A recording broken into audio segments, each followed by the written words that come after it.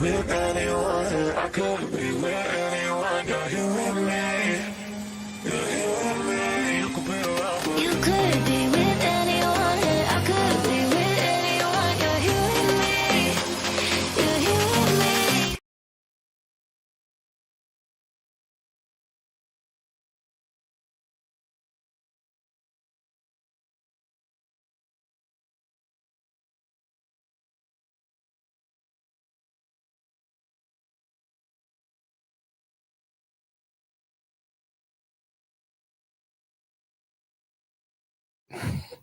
Okay, here we go. Here we go. Let's try that again. Welcome to the show, everybody. All right, this is exactly why I asked for the see if I can get some ones in the chat to make sure that I'm populating, or at least I'm coming through loud and clear. All right, I see some ones coming up. Hey, Miss One, what's going on? Yeah. Thanks, guys, for letting me know. Yeah, this is exactly why I asked, because I know some people are probably asking, like, why is every week he come up and he asks for a one? We know we can hear him, and this ridiculous. That's exactly why. That's why I do what I do. All right. Let me just get something up real fast. Hold on. Okay. Yeah, I'm gonna tell you these tell-alls. I had an opportunity to watch the full interview with Suki, and I gotta tell you, like, I am not like when I watched the Suki interview, I'm not mad at Suki for how she does the show, or I think it was an interesting interview. Like I said before, good on Sarah Fraser for being able to scoop Suki for the tell-all. I think that was clutch. I think she did she did what it do. But hey, Michelle Page, I haven't seen you in a bit. How you doing? Yeah, I got to tell you, there's a couple things that I'm going to go over. Then I'm going to open up the phone lines so you guys can start calling in, and we're going to run the show for approximately an hour and a half. Well, hour and a half, 2 hours. All right. But just so we can get some things straight. All right. Good evening, Brooke. Just so we get some things straight. This whole thing with this show, in my opinion, this is why this show needs to end. This is why this show needs to end. Listening to Cody and Robin, and even, thinking about where they're going to go and how they're going to address things, this show is like, at least this leg of the show is over. And Cody, for me, 100% tonight, part 3, Cody 100% sealed my opinion that as far as them going back and looking at Robin, looking at Cody, talking about those relationships, even addressing them, is not in any way helping the wives, but actually is hurting the wives. And the wives, by whom I mean, is the OG3. It's hurting them because they're forced to come on the stage and talk about them. They're forced every time that they get together. They have to talk about Cody and Robin, because otherwise Cody and Robin don't have a place on the show. So the producers, the TLC people are going to say, hey, what's going on with Cody and Robin? Hey, what do you have going on with them? Hey, what's happening with Cody Pass? Hey, you need to tell us all these things. And that's why Cody and Robin have taken a position that not only are they in love and a great couple together, but in fact that they are better than everybody else, all the other cast members on the show. And what do I mean by that?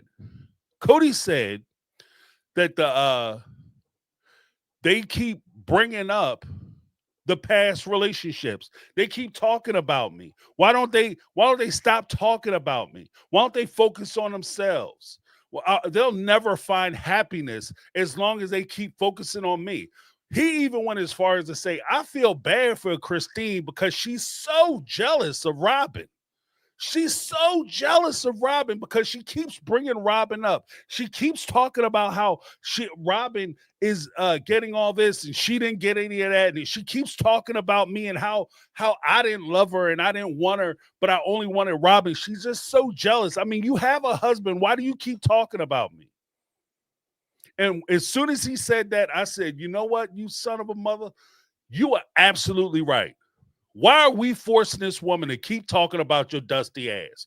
Why are we pushing her into a situation where we have her reliving this trauma that she experienced over the last 30 damn years over and over and over again?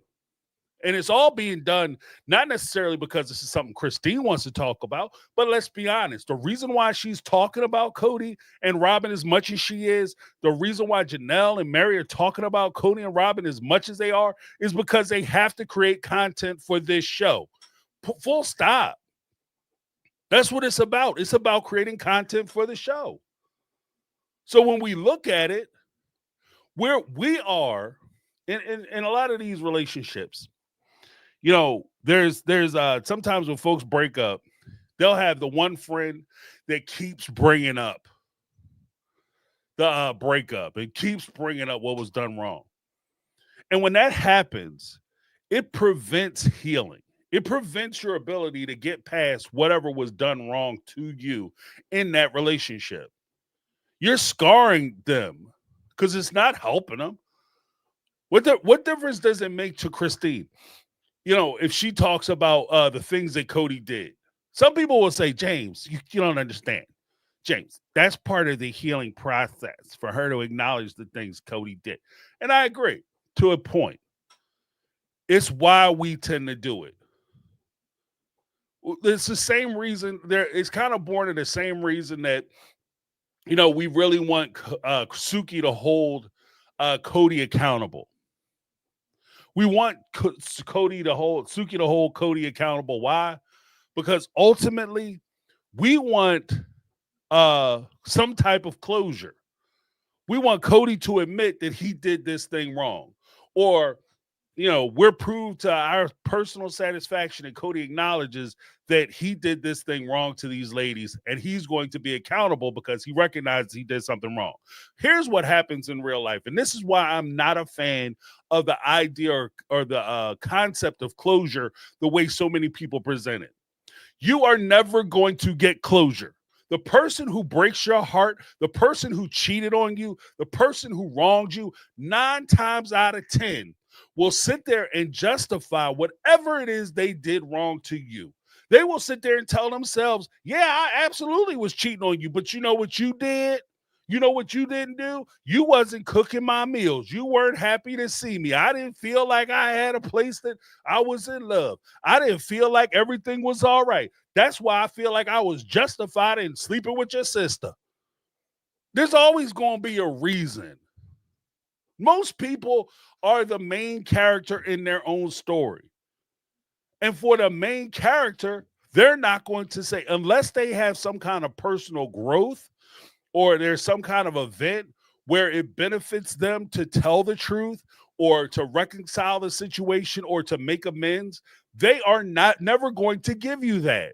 They might even do it privately by themselves in a bar somewhere, but they're never going to come to you and say that, you know, I was wrong. When was the last time somebody picked up the phone? When was the last time you picked up the phone and you called your ex and told him all the stuff that told him or her, all the stuff that you did wrong and how you messed the relationship up and how it was your fault?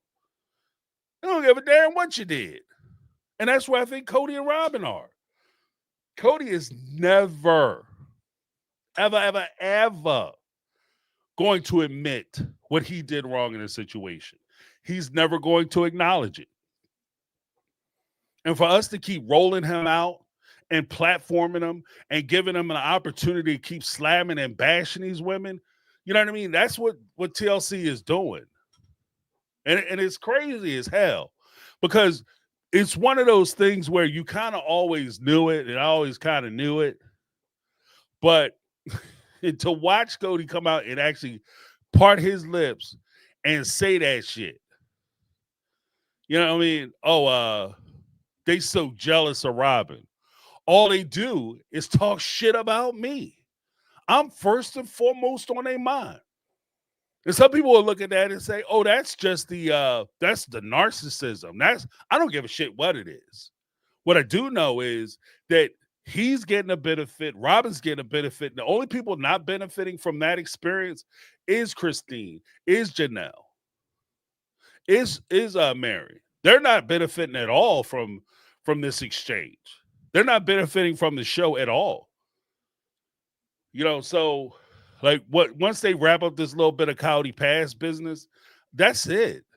Like even with like during the little interview that Suki had, she had talked about, oh well, what I'm hoping for is that they could all get past it and they could all get together. Fuck that. No, don't give them that. Oh, we all gonna get together and pretend like everything is okay. No, it's not okay. It's not okay. And if anything, you could get together and have conversations about your kids and be cordial to one another. That doesn't mean you have to be best friends. Just because you're in a relationship with somebody, don't mean you got to be their best friend when the relationship is over. You know what I mean? That look, I'm telling you, it's crazy. It's just going, and the all that's happening is we're just dragging our pain out because we remind them. It kind of really hit me when we were talking about last week when we were talking about Mary and that damn catfish stuff. That that's all we're doing. Like there's no closure in that. There's no fixing it. Like Mary, admit it. You were cheating. You were wrong. You were trying to sleep with that man. You know it. Tell the truth. Let's sane wash Cody and his positions. Let's make it seem like he was okay and he wasn't doing anything wrong, and it was just Mary who did this. And we could come in with a little side commentary, but the damage has already been done. The blow has already been laid. By the time we do that, I think the show is pretty much done. Because when push comes down and shove, I don't know what they're going to talk about beyond this. Part of the reason why they have to keep going back is because they don't have nothing to talk about beyond the relationships that they used to have. My suggestion, OG3, you guys need to start. Look, not even OG3, Mary, Janelle, you guys need to follow Christine's example, write some damn books, and cash the fuck out before this show ends. The music is about to stop on this mother. The music is about to stop. Because again, I don't know where they go beyond this. I don't know where they go. I mean, maybe Christine and David can hold a show to themselves. I don't know. Maybe Janelle, Maddie, and McKelty and Tony can hold a show down in North Carolina. I don't know. Mary, maybe her and Jake can hold a show. I don't know. I don't think Cody and Robin can hold a show. So I think they're pretty much they're rounding the toilet bowl at this point. So it begs the question: what do they do? This show is pretty much done, and I don't want it to seem like I'm hating on the other content creators, but like I said, watch. What next week is the last episode. You'll see how many like rewatches are going to come out. And those rewatches, nobody is going to go back and rewatch or review season 19, the season that just ended, or come out with a whole bunch of content surrounding the season 19. That's what we used to do. In previous seasons, like I started really doing it like season 16, 17. But in previous seasons, you could go back literally when season 16 ended. You could spend the time off talking about season 16. Let's go through season 16 with a fine-tooth comb. Let's talk about all the stuff that we missed while the show was still going, the things we didn't know until the end, and the tell-all when they kind of colored in the some of the concepts. And let's talk about those things. We could always do that. Season 17 for sure when Christine left. That's what the season off after season 17. That's what it was. It was a review of season 17. And if you went back into the previous seasons, it was just so you could pull up clips or supporting situations that supported the whole idea of what you were talking about. That's what it was. It wasn't a whole thing where we were like, oh, let's go back to when Robin first came into the family, or let's go back to the adoption scene or Sister Wives Closet. Those things happen. Like they've been on TV for about 10, 15 years now.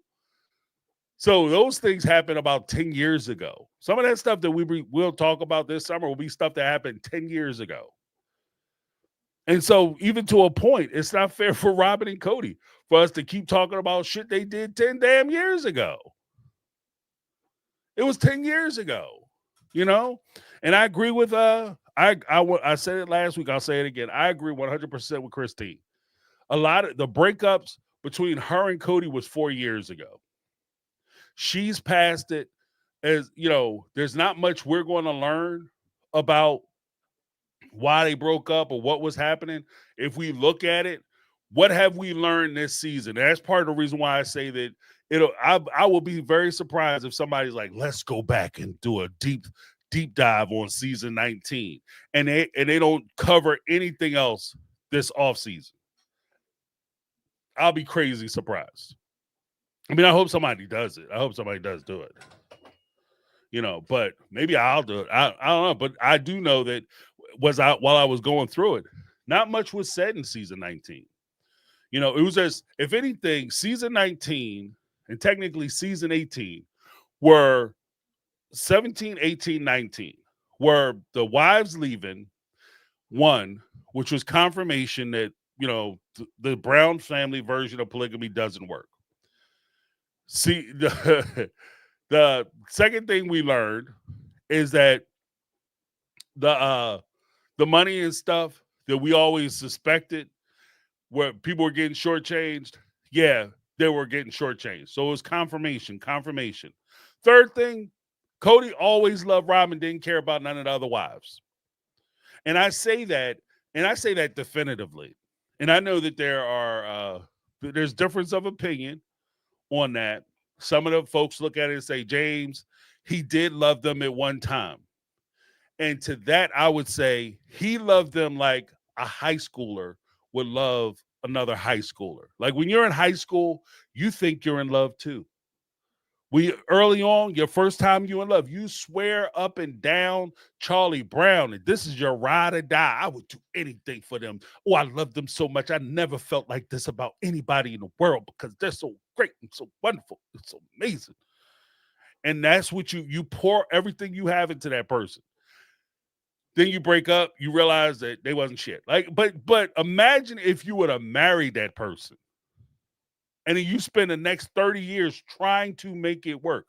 There comes a point where you invest enough into a relationship, whether it's a good relationship or not, because you invest so much into it, time, energy, money, everything that you have into that relationship, then you convince yourself that it's love and it has to work and this relationship is special. I don't think that. I'm just giving my honest opinion, just from watching the show and just from what I know about people and everything else, my experience. I don't think Cody ever loved them. I think the first time he actually fell in love was when he met Robin. Robin is his person. And that's what we're kind of confronted with this whole time. Is that Cody is finally admitting that Robin is his person. And this is how we felt. This is something I've known the entire fucking time. So I'm watching something that I know what's going on. This is like watching a guy on a TV show, a murder mystery. You watch the situation happen, watch the incident happen. Boom, somebody get knocked off. Then you see a full frontal shot of the guy's face who did it as he walks away from the crime scene, gets in his red ass Porsche and drive off. And then we're supposed to spend the next 2 hours figuring out who did it. Who done it? Who done it? Was it the butler? Was it the maid? Was it Mr. Was it Mr. Blue or Mr. Green in the parlor with the candlestick, or was it the chambermaid in the bedroom with the pistola. Like, who did it? We know who did it. I knew from the beginning that Robin was the one that Cody was in love with. And that's the ridiculous part of it. And now they're trying to pretend like I'm telling you guys some secrets. You ain't telling us nothing new. You ain't telling us nothing we didn't already know. Oh, I treated the wives are now admitting that Cody used to treat them like shit. Oh, guess what, y'all? I knew that too. I knew he was preferring Robin. One of the most ridiculous things said tonight was the whole issue surrounding the PDA stuff, when they had the huge discussion of PDA. And at first I was like, who gives a shit? Like Christine said, this is y'all broke up, left this dude like 4 years ago. What do you care if he tonguing down his damn wife, slopping her down? And, who cares? Right?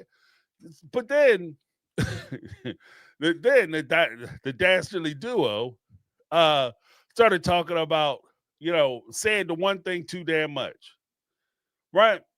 Robin gets asked about it, and this jackaloon, she's sitting there talking about how she didn't understand why they couldn't do PDAs. I don't know why can't we do PDAs? Why can't we slob each other down in the dirtiest manners and fashions? I don't understand what the problem is. Of course you don't understand what the problem is. You're the freaking favorite. You're the one that he would prefer to slide down. So you're in no position to sit there and talk about you don't understand why it didn't happen. Mostly because it also shows and it demonstrates once again, and this is where Robin and Cody keep dropping the damn ball.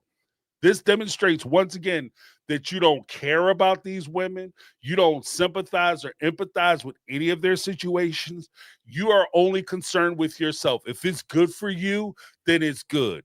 If it's not good for you, then it's bad. If it negatively affects somebody else, screw them. That's how she sees the world, and that's demonstrated in her responses. Oh, I feel like it would have been fine. Yeah, for you.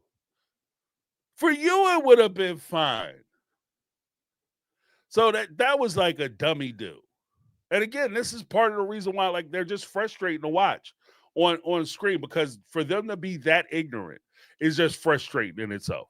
The next thing Cody said, because I'll talk about 2 more points and then I'll open it up. When Cody talked about true love is exposed, it is hated and wrath falls down. Here's the thing. When true love is exposed, nobody could take it. And everybody got mad. You know why everybody got mad, Cody? Simpleton Sam. Do you understand why everybody got mad? I do. And I'm not even from your community. I understand that it could be detrimental to your other relationships if you're in a polygamous relationship and you fall in love with one of your wives. When they started talking about knocking boots, getting backs cracked, curling toes, they were talking about the freaky deek and the sheeky sheets. Okay. And Christine revealed that, yeah, we did it 5 times a year. First damn. But we did it 5 times a year. Okay. All right. I bet you Robin was getting it more than 5 times a year first up. And here's the thing. If you can't take care of all your wives, it's going to be noted that you can't take care of all your wives. They're going to notice that. And whether you're doing something, and because you guys don't talk about it, you do keep it a secret at the end of the day, one wife is going to sit there and say, you know what? I'm not getting it. I don't know what the other wives are doing. I just know what I'm not doing. And you wonder why these women so damn strong. They frustrated. They got the powers of Thor up in that piece. I can't believe they kicked me out. I can't believe they didn't kick you out sooner. And you spending time over at Robin's house. So it breeds jealousy. And it's just like, like I said, it's time. The show has jumped the shark. The show has jumped the shark, and Cody and Robin are driving the boat. Like that's just the way it kind of works. Like they don't have anything to talk about. There's nothing really to discuss. I was going to say something about the sexuality stuff, but I don't. It's actually at that point where I don't. They are taking advantage of the audience at this point. Like they're literally Cody and Robin are taking advantage. Cody, Robin, and I guess technically at OG3 and TLC. They're taking advantage of the fan base at this point because you aren't giving us anything. You're supposedly doing a reality show, and we're talking about stuff like concepts, ideas, situations, and experiences that happened damn near a decade ago. You aren't contributing anything new, and whether it's the choice of TLC or whatever. Take a listen to when any of the cast members go and do podcast media. Take a listen to what they say. They don't talk about like this is what's going on in my life. Usually they're trying to talk about stuff that happened before. Oh, that's just the people pushing them into it. Every time Christine talks about her relationship with David, all she says is my relationship with David is great. We talk about so much stuff. We connect in a way that me and Cody never did. But that's pretty much all she gives us, which is fine. And I understand it. I 100% support it. Like you might not want to put your relationship out there on blast because between the YouTubers and the social media personalities and potentially a fan base, we will destroy your relationship. We will pick your relationship apart and we will destroy your relationship. So you might not want to, if you love your husband, you might not want to continue with the show, Christine. You might have hit a crossroads where you have to make a decision. Do I keep doing the show? Do I love being on TV? Or do I love David more? Like, it just is what it is. And I think that we're kind of hitting that point, So it's sad to say, but I think that like the show is pretty much done data. Like, I don't know what we could talk about beyond this. Like Cody and Robin. Oh, I love Robin so much. Oh, she's so amazing. Oh, I just want to lick her pictures. Oh, who gives a shit? You mean you're gonna get on TV and talk about how much you love your wife? You should love your wife. That's not an accomplishment. That reminds me of an old Chris Rock joke where he said, the dad talk about, I take care of all my kids. That's not a point of celebration. That's not a damn achievement. You should be taking care of your kids. You should be in love with your wife. You don't get a medal for doing shit you're supposed to do. This is life. This isn't a participation prize event or sport. You don't get a trophy just for showing up.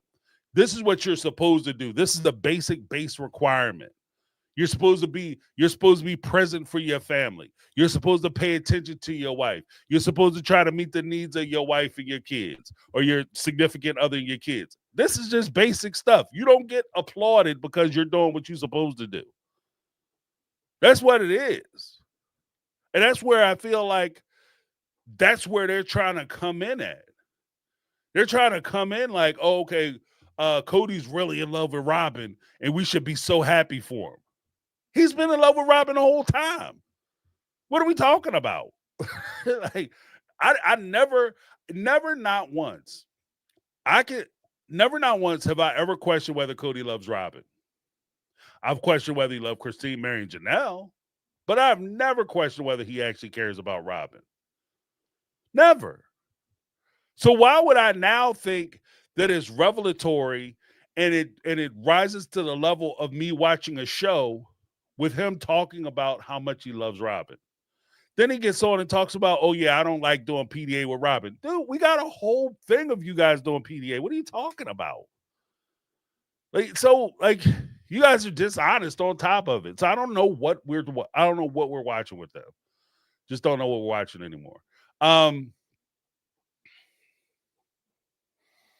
the last thing I'm going to talk about, and then, like I said, I'm going to open this bad boy up, is Cody and Robin and his damn money. Guys, this money situation is ridiculous. Cody and Robin flipped out on Mary because she asked questions about Cowdy Pass. First rule of a con: fraud, theft, whatever you want to call it, misappropriation of funds, all this allegedly. For me, the first big red flag is when I can't get a straight damn answer. When I ask a question, you start talking about shit that don't matter to me. Especially when it comes to money. Hey, yeah, I noticed that we got a bill in the mail. I opened it and it's a credit card. I don't remember having this credit card in my name. Do you know anything about it? Oh, you talk about, man, you talk about that letter, man. Give me that letter. Let me just look at this. I'm gonna look at this later. Man, look over here. Did you see this new kitchenette I bought? They always want to show you some new shit they bought. Yeah, you see these new shoes? You see this outfit? Yeah, that's nice. It's almost as nice as the one you're wearing. When did you get that? Oh, this whole thing? That's all shit that they bought on that credit card that you knew nothing about, that you should be asking questions about. When Mary started asking questions about Cowdy Pass and why the names were the way they were and who gets the ownership and all that, and then but she named Cody and Robin. She said, I asked and I got in trouble. In trouble with who? Cody and Robin. Not Cody, Robin, Mary, and Janelle, and some of the other family members. Cody and Robin. Then Mary went on and they said, well, what do you think was happening? Oh, I don't know who to believe. I don't know whether to believe Janelle or Christine or who to believe, because Cody and Robin have a different perspective. Oh, I don't know. Let's take a moment, Mary. Let's take a damn moment. Take a step back. Big ass step back. I'm about to do Tropic Thunder with Tom Cruise. Take a step back and literally look. Who should you believe? Let's start by not believing the people who have been lying to you the whole time.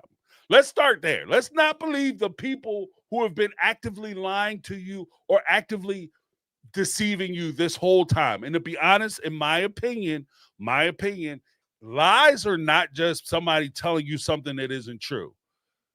You understand what I mean? There are lies of I forget the phrase, but there are lies where you just basically don't tell all the truth, or you misguide them, you misdirect them. That's a lie. Okay, and whether you're honest or truthful or not, if you ask me, I'll tell you. I don't need honesty. I need transparency. You should be coming to me. If it's dealing with my money, my investment, you should be coming to me, explaining to me before I come and ask you anything, where my money is, what's going on, what the reasoning is for you doing what you're doing, and why you're doing it that way. There's something that I tell, yeah, right. Miss One got it. Les Grossman. Lies of omission. Thank you. There's literally a point where if you come in and, something I tell my kids all the time, the whole time they were growing up, if you want to try to you get grown and you want to keep your secrets, like you got to plant the seeds early. So before they grown, I'm telling them now, you come up with these little things in your mind that you want to do, and you create these little plans and schemes. If I am part of your plan, or more to the point, I am the plan, then I need to be involved in the planning. If you're going to use my stuff, my resources, my contacts, whatever, my credit, and I am the plan, I need to be included in the planning. I need to understand all aspects of the plan so that I feel comfortable being the plan. If you don't include me, don't include my damn money. If you can't figure out how to do this without me coming down there stroking out a check, then you need to figure it out by yourself. That's when you get to keep secrets. When you paying for it by yourself, you keep all the damn secrets you want. You ain't got to tell me nothing. But if you're going to use my motherfucking money, I need to be included. Pardon my French. I've been cussing this whole time. But I need to be included. You know, Miss One, Robin needs a state for her kids. Yeah, right. I need to be included in the planet. So I don't understand. Um, I don't understand. Like she said she doesn't understand who to trust. Lady, just don't trust the person. Look. If you want to know who's eating your chocolate cake and you have two groups of people standing there and both of them pointing at each other, look for the one with chocolate smeared all over their damn face and fingers. That's the first clue. Elementary, my dear Watson. Elementary. That's the first clue. They, as Janelle said, it always seems like Cody comes out ahead. You sit up there, everybody in the family struggling, but somehow, some way, Robin and Cody keep showing up with new shit. Every week they show up with something new. And you don't know. You think Janelle messing the money up?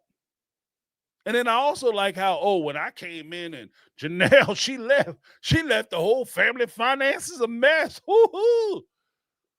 That's when Janelle needs to just come out with a book, pull up all the receipts, pull the receipts, and show him what his ass was spending the money on. Oh, for real? Okay, that's what we doing? Okay, you want to make an ass of me? I'm making an ass of you. You don't get to do that to, you know what I mean? Well, I say you don't get to do that to me, but apparently you get to do it to Janelle. Apparently you get to do it to Mary. Because he says some wild stuff. And then part of them saying, like, I respect the fact that, like Janelle said, what is Cody going to do? Part of what he's not going to do is come out and say some wild shit and not get answered. And we could all sit here and pretend like, well, just be mature with the maturity. There's nothing mature about you allowing people to take advantage of you. That is not maturity. I disagree.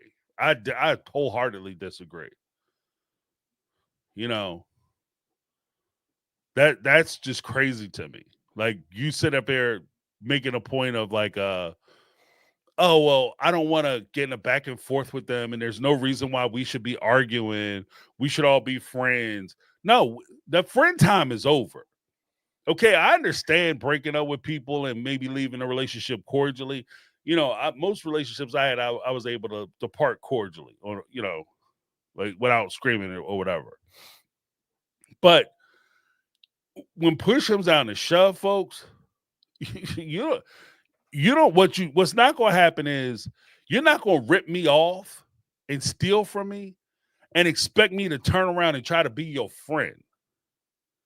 That your name and friend. If you steal from me, friend and you are no longer synonymous. You guys ain't even in the same ballpark. Never again. So I just like that part of it. I don't condone. I'm not part of that. I don't rock with that. You know, that whole mindset. Oh, we just gonna all be friendly together. No, the hell with that. Oh man. So I just, and like I said, at this point, all we doing, and part of the reason why I think I'm opposed to this as well, is because all we doing as a fan base is just throwing money in Cody and Robin's pockets.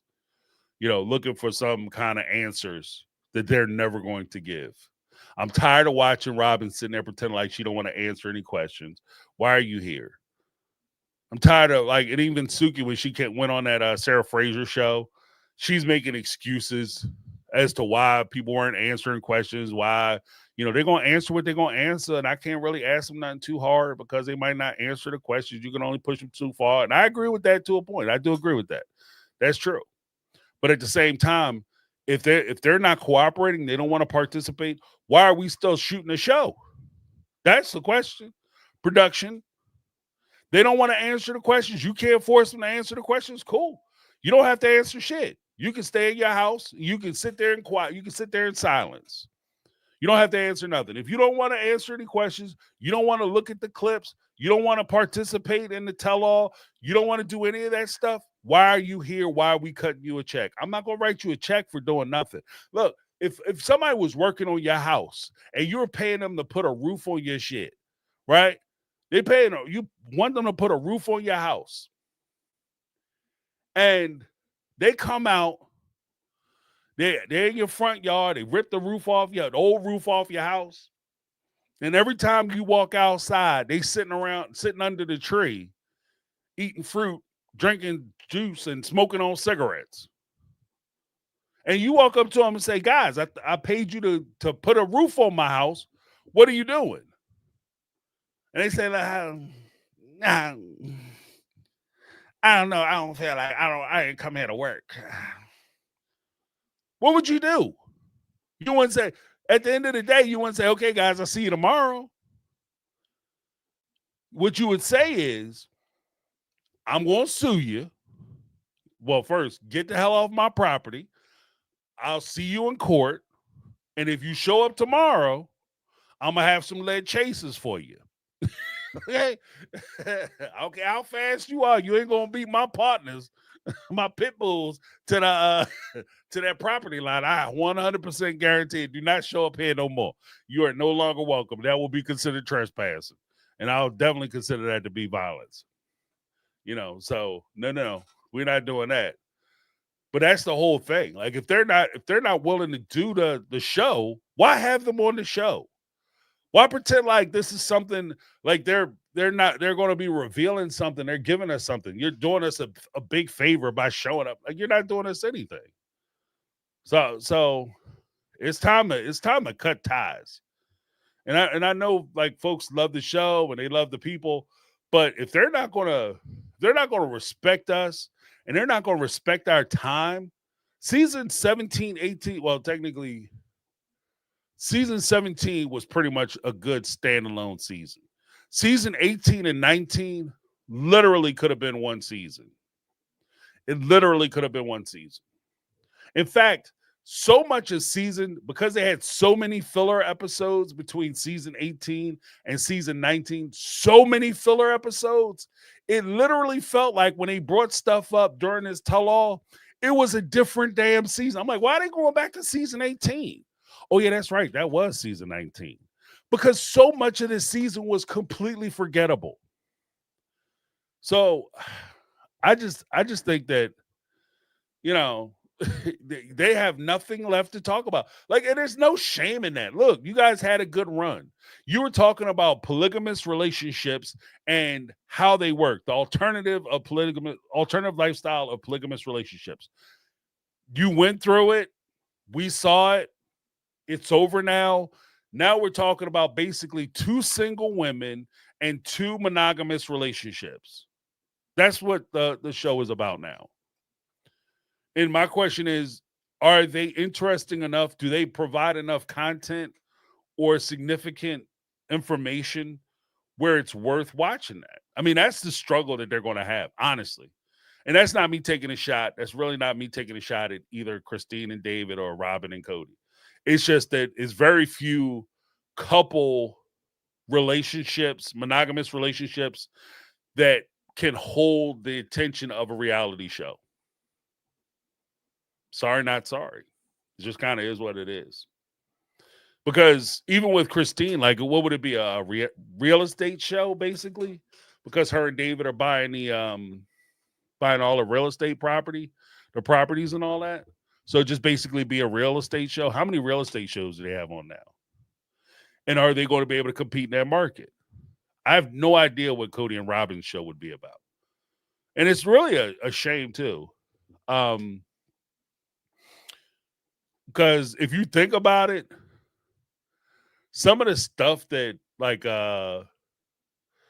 what's her face, Robin is trying to do with her kids, like the baptism or homegirl going to get her ears pierced. That's cutesy ass early on reality show stuff. That would have been an episode in Sister Wives maybe 10 years ago. Now, with as much that's going on in this family and the fixation we have as far as the money and trying to find equity as far as the money and the breakup is concerned, there's no time to discuss any of that stuff. There's no interest in it. The fan base, in my opinion, just doesn't have an appetite for it. I don't know anybody who was excited to watch either one of them episodes. I just don't. In fact, most of the videos I saw connected to with those episodes were usually about the conversations about the wives. It had nothing to do. Like, if anything, it was like, why are we talking about this chick getting drowned in the damn church? For the baptism, letting Cody drown in the church. Like, why are we talking about that? It's not fun. You know, nobody cares. So it is not a shot on any of Robin's kids. It's just that one, why is Janelle's kids, and this is where I think the jealousy comes in. Why does Janelle's kid get so much attention? Because at the end of the day, we watch Garrison grow up. Because this is the backfire of Robin and Cody. When push comes down to shove, what happened? Robin and Cody and the wives, I guess the OG3 too, they all decided that they were going to push in order to show the family side of the Brown family. They pushed Christine and Janelle's kids out into the forefront for them to deal with a lot of the reality show family portion. Even Mary's child, Leon, push them out so that we can see like them struggle. You know, the fights between Garrison and Gabe, Garrison being punished, Garrison going off to the military, McKelty not dressing appropriately, Madison, her struggles with trying to figure out what church she wants to be a part of, and then trying to fit her way into the household. Logan, watching him grow up, being a young man who's responsible for getting up, cooking breakfast, and taking care of the younger kids, and being that secondary dad almost, or secondary man in a house in a situation that frankly just didn't come off as fair. We watched all that, and they pushed those kids out. And what did Robin do? She hit her kids back. We didn't really get to see those kids. The two things that stand out most as far as Robin's kids were concerned coming into the family, the adoption, where they were claiming that Robin's kids were officially going to be part of the Brown family and therefore entitled to being taken care of financially by the Brown family if Robin were to ever leave the Brown family. Two was Dayton's injury. That's part of the reason why I think the fan base, even to this day, will still talk about Dayton and missing Dayton and wishing they could see Dayton and wonder what Dayton is doing, because Dayton did have more exposure when he was younger. The two young ladies who are Robin's daughters didn't have a whole lot of exposure on the show. They were in the backdrop. So now that they're 20 years old and the show has been on for 15 years, now all of a sudden you want to roll them out and start talking about them like we should be excited about it. And I don't understand why the fans aren't excited about finding out what's going on with Brianna and Aurora, because we don't know them. That's why. That's why nobody's excited about what's going on with them, in fairness. And you've reached a point in this show where we're beyond baptisms and ear piercings. So the time for a lot of that attention, that kind of coverage, would have been 10, 15 years ago. Now, who gives a damn? You're in the way. Your kids are in the way now of the storyline. They're making the story clunky. And that's part of the problem. Cody and Robin, jealous. Oh, Christine is so jealous of me. No, I think you guys are jealous of her because her relationship gets so much attention. People talk all the time about how great it is that Christine and David are so in love and that they can show their open affection and they have all this time and they get lost in each other's eyes, and it's amazing. They should have their own show, which is a big point, I think, that kills Robin and Cody all the time. They should have their own show. And so now you have the mirrored push of Cody and Robin, a parallel push of Cody and Robin talk about how much they in love with each other, how they get lost with one another, how they complete one another, how they can't keep their hands off one another. It's like we've heard this song before. They doing a relationship remix in front of our damn eyes. But maybe somebody should tell them. You know, the king of remixes, Puff Daddy, is in trouble now. You do not want to go to a Diddy party, Cody. You do not want to go to, maybe Cody do want to go to a Diddy party. I don't know. All right, that's wrong. But y'all understand what I'm saying. And that's part of that's part of the trap. That's all they're doing. They're trying to sell us on the whole idea that Cody and Robin are in love and they're interested to watch. Suki, she gave the perspective that, oh, it's they're, you know, Cody and Robin are so in love and Cody's so energetic and he's really fit and buying into the whole like he's a sex symbol because they're trying to push him out as a leading man so that they can roll out the damn reality show for them. That's all it is. They've been doing soft pilots for them the entire time. I put out a video. They're trying to push a soft pilot. You know, it goes widely ignored, but I'm telling you that that's exactly what they're doing. They're trying to put feelers out because they want us to watch a bullshit ass show with Cody and Robin as the leads on the show. That's what it is. And look, I'm telling you, like TLC, point blank. Let me get the code so I can put this out for you guys. TLC, and I mean this, they have reached a point where it just comes off as lazy production. That did not work. It comes off as lazy production.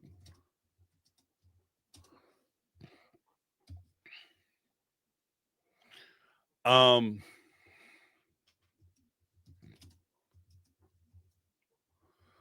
on one second.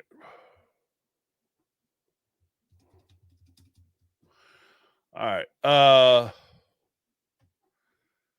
Yeah, it's just lazy production because when push comes down to shove, they were once the learning channel, and you could see those roots of them being the learning channel because they would come out with these alternative lifestyles. That's how you got like a poly family and sister wives and a seeking brother husband, because they wanted to expose mainstream America to these concepts of alternative relationships.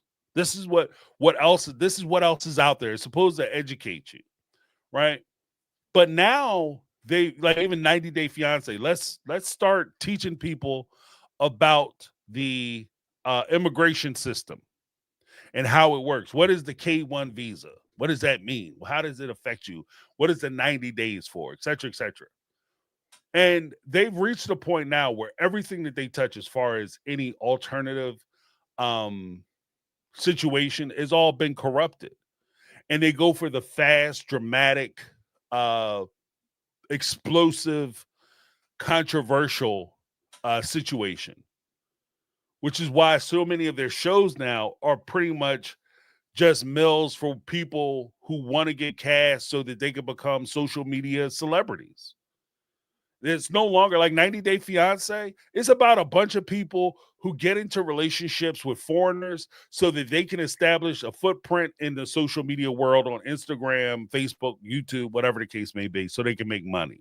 It's not about being in love. It's not about finding somebody, your soulmate, in a different part of the world, bringing them to America so you could build a life. It's about getting notoriety. It's about having these explosive relationships so people will talk about you. And even when it comes to like poly family, like I have a video that I've been putting off about doing that, but poly family, they've exploded. I think they've actually been canceled because of, I have my own theories and I'll get into it in the video of why they were canceled. But if you look at poly family versus sister wives now, poly family started out, they've had a grand total of 6 episodes. Within the 6 episodes, they presented the family for what the family is. They were supposed to be one love, one united family, et cetera, et cetera. They got the kids. They have a different type of family. Everybody's in love. You know, love shouldn't be just divided. It should be multiplied. They did that whole bullshit. And by episode 2, hell, in the first episode, they started showing the cracks in the system. By episode 2, they had a whole thing about like them fighting. The 2 men are about to get into a damn fist fight because they found out that who the daddy was to one of the kids. And they suspected who the father was to one of the kids. By the 6th episode, this closed quad, poly family quad, yeah, one of the members come in and say, you know what? I want to step outside the relationship, and basically I've been cheating on you guys. Expose. This is all within 6 episodes. It moves so fast and it's so sensational anymore. And I think that's, you know, unfortunately for TLC, they've created an appetite amongst their fan base where they want that instant gratification as far as the breakdown of these families. And they're not even trying to find families that are more stable where it makes it look more reasonable that they would engage in these type of relationships. They find the most ridiculous people to do this stuff anymore. And I say all that to say this. In fairness, guys, if we're going to be honest with ourselves, if this show, Sister Wives, came out this year and season 19 wasn't season 19, but this was season 1 of Sister Wives, this show wouldn't have 6 fucking episodes. It would have been canceled after 6 episodes because they aren't talking about anything. And if we went in, like, we have context because we watched so much of the Brown family, we followed so much of it, but they haven't presented anything modern, recent, or new. The only thing that they presented that was new was kind of the elephant in the room, and I hate to describe it that way, but it is what it is.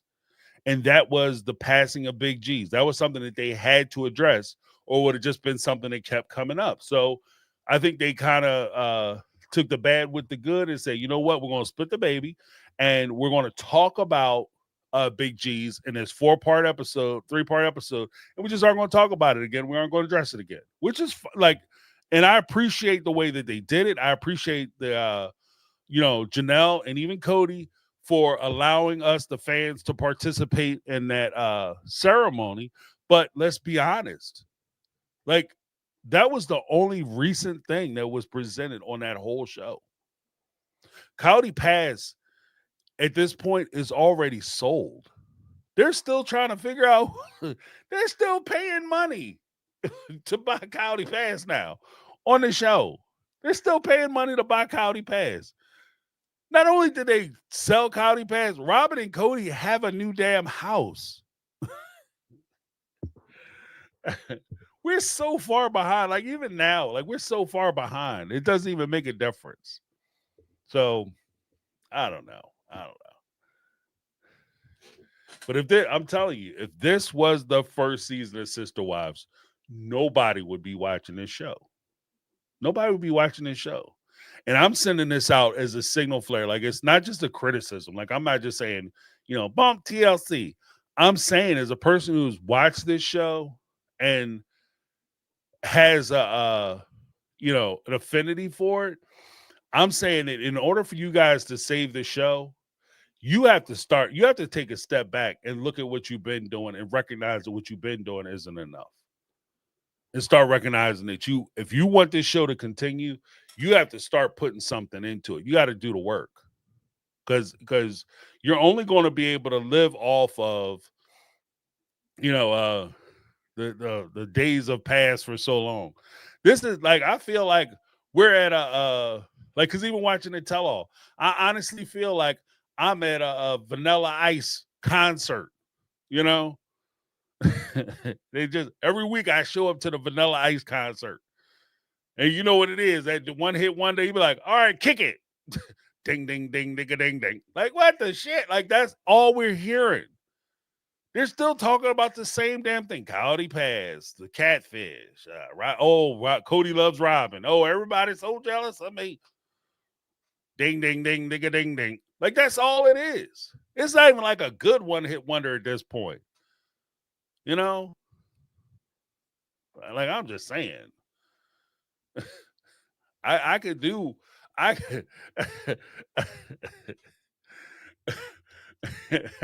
There's some one-hit wonders that I would look at and I would say, you know what? I can listen to that all day long. Like, if I went to a Bobby Caldwell concert and da da da da da da da da da, what you won't do, I can listen to that shit all day. Right? But ding, ding, ding, ding, ding, ding. No, I'm good. I mean, I might watch like once or twice. But after that second one, yeah, I'm good. Like, we're okay. I've heard enough for the rest of my life. That's it. I'm done. Okay. I remember there was a time when Vanilla Ice would fight people for asking them to sing that damn song. If you brought the song up, you'd have to fight Vanilla Ice. Ice, ice, baby. He be ready to go out back with you. You know what I mean? Even he's tired of the damn song. And I feel like that with the Watching Sister Wives. Like, I'm tired of talking about Cody Pass. I'm tired of talking about Mary getting catfished and how she's a horrible person because she had feelings. I'm tired of listening to Cody sitting around explaining to us why these women are so selfish because they didn't go along with his happiness and didn't support his happiness and stay committed to his happiness. I'm just tired of it. Right. And like there was a point where his the evil nature of what he was doing was shocking. I couldn't believe it. But at this point, he's done so much dumb shit that I'm just like, okay, it's par for the course now. There's nothing that Cody said. Like, and this is the thing. Like, there was a time when Cody would say something like, just when you thought it couldn't get any worse.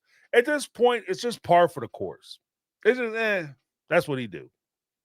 So that's where I'm at. But I'm going to open up. Before I open up the phone lines, let me do the super chats.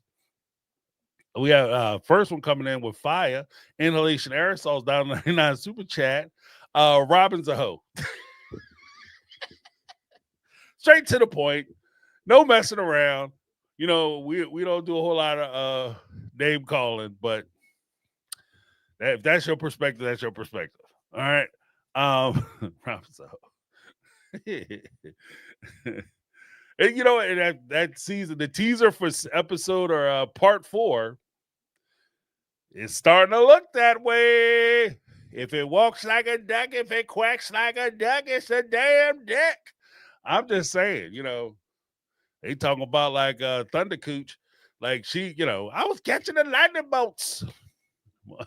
I was throwing her and Zeus was sitting there throwing thunder lightning bolts at each other. You know, it just kind of is what it is. Part of my, you know, that was kind of grotesque. That was nasty. But give inhalation aerosols a little something.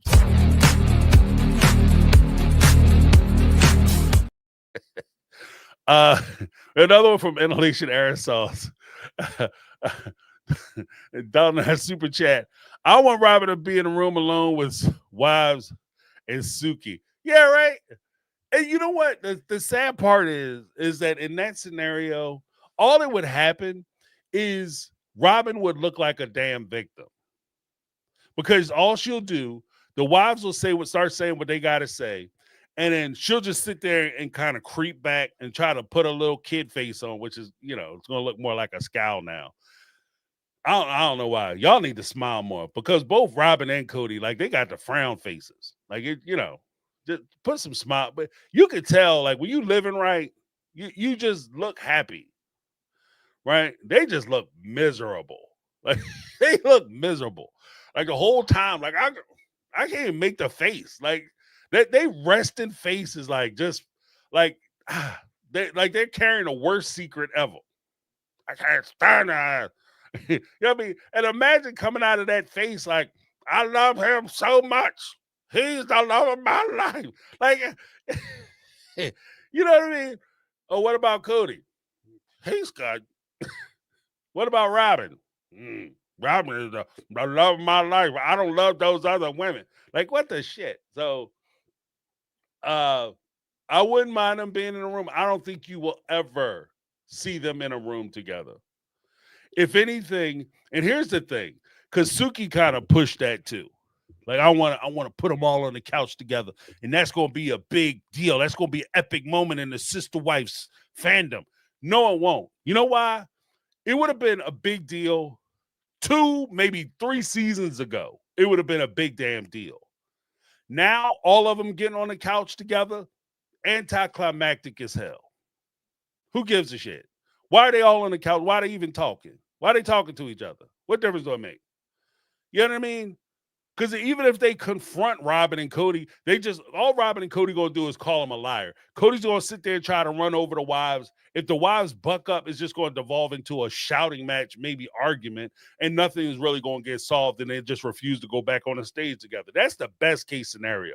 Worst case scenario, we just get to watch Cody and Robin abuse these women in real time on television.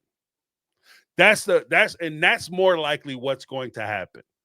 He's going to run over these women the same way he's trying to run over Suki, the same way he's trying to impose. And the jacked up thing about it, and I don't want to get all crazy about it, but the jacked up thing about it is that no matter how strong a person is, no matter how much healing they've done, there are times when you put a person who's been victimized by somebody in the same room with their abuser, no matter how far they've come, is too often they revert back to the person that they were while they were in a relationship. It's sad to watch and it's hard to watch, but it's a reality. That all of a sudden you know, I love David, Christine, I love David. He's my man. That's my dude. I'm here. I'm gonna face Cody. I'm gonna face the problem. And the first time Cody asserts himself, you know how crazy it would be to watch Christine revert back to who she was in season 16. You understand what I mean? Like how soul crushing that would be, not only for the fans, but watching it and then having the opportunity for Christine to go back and watch herself put herself through that. Like how damaging that could be. That's why I'm not really pushing for all of them to get back on the couch together. Because Cody has had 30 years of active abuse against these women. Allegedly. I can't prove nothing. I don't know nothing. I'm just talking shit on the internet, on the interwebs. But according to what it looks like on the show to me, he's had 30 years of putting in work on these women. And so to think that because they've been separated from him for a couple years or a few years, that all of a sudden they're 100% better, they might. I don't doubt that they are living better. I don't doubt that they're happy. But some scars you carry with you. You know, we can't pretend like they just because, you know, Christine getting a new dip. I said dip, not the other one. Because Christine getting a new dip, that all of a sudden, you know, she's cured. You know what I mean? He healed her. He healed her heart, her soul. That kind of healing is an ongoing process. When you've been victimized that way, that's an ongoing process. That's not a snap your fingers. I'm okay. I'm good. I'm fine. Yeah, I'm good. You know, and when you see somebody who's been through what they've been through and they jump up and say, I'm good, I'm fine, that's like watching a kid on a bicycle do a ramp jump and miss, and they hit the ground, bow, and they get up like, I'm good, I'm all right. Okay, yeah, I'm just going to walk on home. I'm walking off. You know what he's going to do? He's going to walk around the corner and cry. Okay, he is hurt. He's hurt. He hurt bad. And these ladies, I think that they've been hurt bad, and it's not going to do them any justice having all of them in the room together. You know, I just like, I don't want to be that guy, but also don't want to be active participant, I'll even say, in watching them get not only repeatedly abused again, but undergoing like that kind of that recession where they're going backwards. You know what I mean? They feel like they've lost a lot, because it takes a lot for you to get the courage to, and I'm gonna get a little crazy now. It takes a lot for you to find the courage to leave an abusive relationship. It takes a lot for you to leave an abusive relationship. And when you leave that relationship, there's always a question, because of the way you were programmed, the way that you were treated, the way that you were, dare I say, the way that it was brought about. You're conditioned to feel like you're making a mistake by seeking your own happiness. And that there will always be a question whether you did the right thing in leaving. Maybe I should have stayed. Maybe if I would have, put in time. Maybe if there were things I could do. Clearly, he's capable of showing this type of affection. Maybe it was me. And I don't want them to ever ask that question whether they were good in leaving. And they can sit there all day and be brave and strong for the fan base, be brave and strong for their kids. But it's not what they say in public. It's how they feel in private. It's when they're alone and they're trying to sort through what happened and how they felt. Even if they sit on a stage and they put on a brave face, there's going to be part of them that will slip back into that position that they were in before. And I wouldn't want them to do that. I wouldn't want them to go undergo that. Not for entertainment, especially not just so we can. Yeah, Christine had a zinger. She got him once. And he has like a the whole like knife in the kidney speech when he went out. That was crazy abusive. That was crazy. Like it was weird, and it was like quirky, and like, dare I say, humorous, because it was so ridiculous. But could you imagine the fact that he was so comfortable doing that, and the fact that nobody reacted? Like, if I jumped up in my house, and this real talk, and I'm gonna press on. If I did some shit like that, I had that outburst to my wife in my house. All the sacrifices I made to love you, Winston. Duh. It's like a knife in the kidneys because I mistreated you and now you want to leave. I don't know whether she would be horrified or she would laugh her ass off. I guess depending on how intense I was with it and how, whether I'm trying to tear furniture up or something, throwing vases against the wall or something, whether she would be scared or not, I don't know. But there would be a reaction, is what I'm saying. It bothers me when you take a step back. The fact that nobody on the stage, nobody on that porch had a reaction. They all just sat there like, okay, it's Sunday. It's 5:00 Sunday afternoon. Do you know where your kids are? Like, what the shit? Like, you guys there should be some reaction. Like, who are you talking to? What are you saying? Something. The fact that they sat there and took it, guys, that's a big red flag for me. Just saying. Like, this is something that they've seen before. This is a condition that he could throw that kind of speech and nobody says nothing. Nobody questions it. Even Janelle, she jumps up and hugs Christine and tells Christine it's going to be okay. And, oh, he didn't mean it and all this other shit. But nobody said, what the hell was that? Don't invite this dude over no more. Who invited Creepo? You know what I mean? Like, that's where, where we gotta be like, there's more to it. There's more to the story. So I'm just saying. But thank you so much, Inhalation Aerosols. Yeah, a lot of people want them to get back together. I think that ideally it's on the surface, I don't think it's a bad idea, but just understand, like, from my perspective, I'm not saying I understand something that somebody else don't. I'm just saying, from my perspective, if there's a possibility that this could hurt them in their progress and moving away, I think that they're better off just not doing it. That's all I'm saying. All right, but thank you so much, Inhalation Aerosol. All right. And like I said, I'm not bashing anybody's opinion. That's just my opinion. Brittany, not Brittany, 499 Super Chat. The first and last time I tried to get closure from an ex, the first and last time. Yeah, right. That's ominous.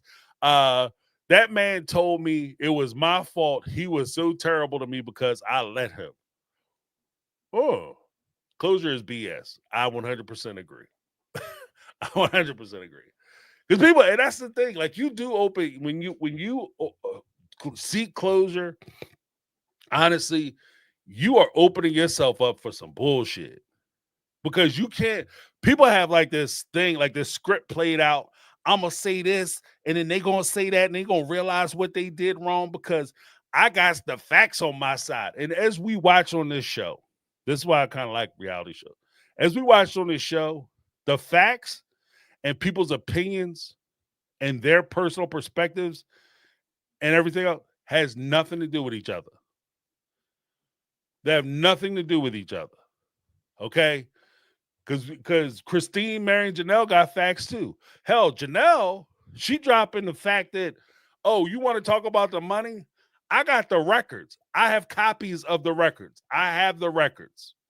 Not I've seen them and I don't know what I'm talking about. I have the records. And Cody's still saying what he's saying. Oh, Janelle spent all that money.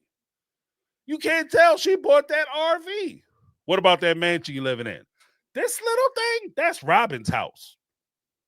That one time, you know what, guys, I remember we went to the dollar store and The kids loaded up the cart, and it came up to about $20. Meaning they had $20 worth, 20 items. And Janelle went to reach for her money.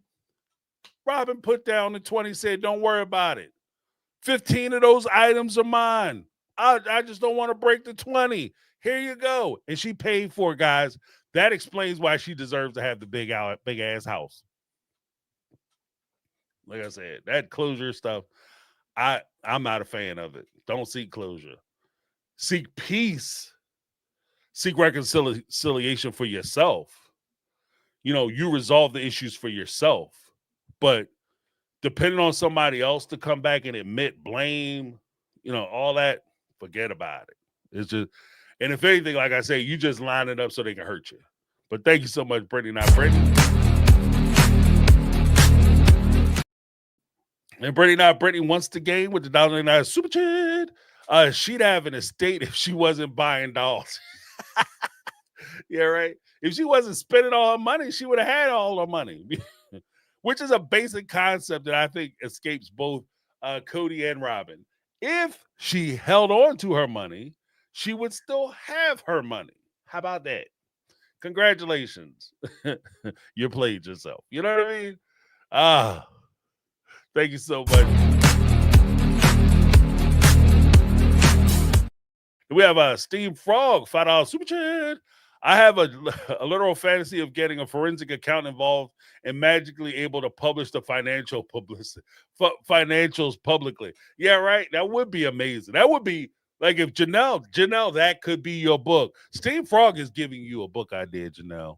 Janelle, can we talk? Homegirl, can we talk? If one of Janelle's kids are watching the show, tell your mama or Janelle, listen to me, girlfriend, come out with a book that talk about them finances. You know the finances, girl. You drop them finance books, book on finances, what was spent when. That's all your shit could be a damn little girl. Your shit could be a leaflet. And it will go, you be on New York Times bestseller, girl. You get paid.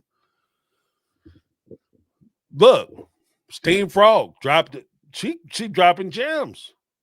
Dropping gems. You better pick them. You better bend your ass over, pick them gems up. You know what I mean? Because I'm telling you, the music about to stop, Janelle. Don't be down there all 152 acres and you can, and the music stopped. You could build a house down there. That's a couple structures. If you come out with that book, I guarantee you will build at least 2 buildings down there on your 150 acres. At least 2 buildings. Okay? And by buildings, I mean like a little hotel and I'm not talking about a little shed or a shack or whatever.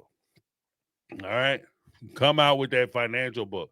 You don't need a forensic accountant. If you get a forensic accountant, you could get a regular accountant if she has the records. And they could go through, sort everything in a way that, you just want to make it so that regular folks can read it and understand it and what was being spent where and how it was being spent. I'm telling you. I'm talking about New York Times bestseller. All right? And if you got the material, you better listen to Steam Frog, Janelle. Trust me when I'm telling you this. Trust me when I'm telling you this. Because you clear your name, and that's something if the fan base want to see. They're way more interested. Because let's be honest. What are they going to come out and talk about? Other books, they're going to come out and talk about their relationship with Cody. Who gives a shit? Okay? We'll push it out. Y'all out them relationships. Yeah, Cody was an asshole. He was terrible. He was a horrible husband. Okay, terrible. And you could give us details on that. I guess that would be interesting. No shade on Christine. But those financial records, gold mine. Gold mine. Let me give you a little something. I'm telling you, that will be that's a wrap. If you come up with the financial records, that's a damn wrap. Next up, we got YouTube is my time machine, $5 super chat. Who was shocked to hear Robin gets the luggage rack? They're running out of content. Yeah, they are. YouTube is my time machine. Ding, ding, ding. I need a little bell thing. Bing, bing, bing, bing, bing. 100% on the mark. The fact that was one of the things that they had to talk about during the thing. I'm so embarrassing. This is so stupid. Of course I get the luggage rack, Robin's ass. You know, but everybody knew Robin got the damn luggage rack. And she, oh, I don't know who puts it up there. Maybe I put up there. Robin, you ain't pick up a piece of damn luggage. You need to stop playing with me. You need to stop playing. And Cody's dumb ass, and I don't know who gets the luggage rack. I don't know, remember. I don't remember. Y'all just came from the hotel. Who's shit on the luggage rack right now? You didn't drive straight out to Sedona. You gonna just shoot all day and then try to drive your ass back to Flagstaff. You in a hotel right now. Stop playing with me. I hope y'all run into each other. That's 90 Day. They used to have a thing where during their tell-alls, they would have like after the tell-all aired, what they did, like if they went out or whatever. I wish they had that for their sister wives. They all, even though they won't ever be on the couch together, they mess around and run into each other at a bar. Because that's how it go. I always say that about cheating too. Like you out messing around, you cheating. You ain't gonna get busted because you doing something elaborate. You know where you gonna get caught at? In the damn supermarket. You gonna turn down the aisle. You gonna get halfway up the aisle, and you gonna see your girlfriend turn down the other end when you gonna be there with your family. Busted. And that's how it goes. Just don't be in the aisle with the knives. That's avoid them knife aisles. The kitchen accessory aisles. They got them little hammers and shit, the metal hammers. Yeah, stay up out of there. The rolling pins, stay out of that aisle because it's gonna happen to you. Thank you so much. You do is my time machine.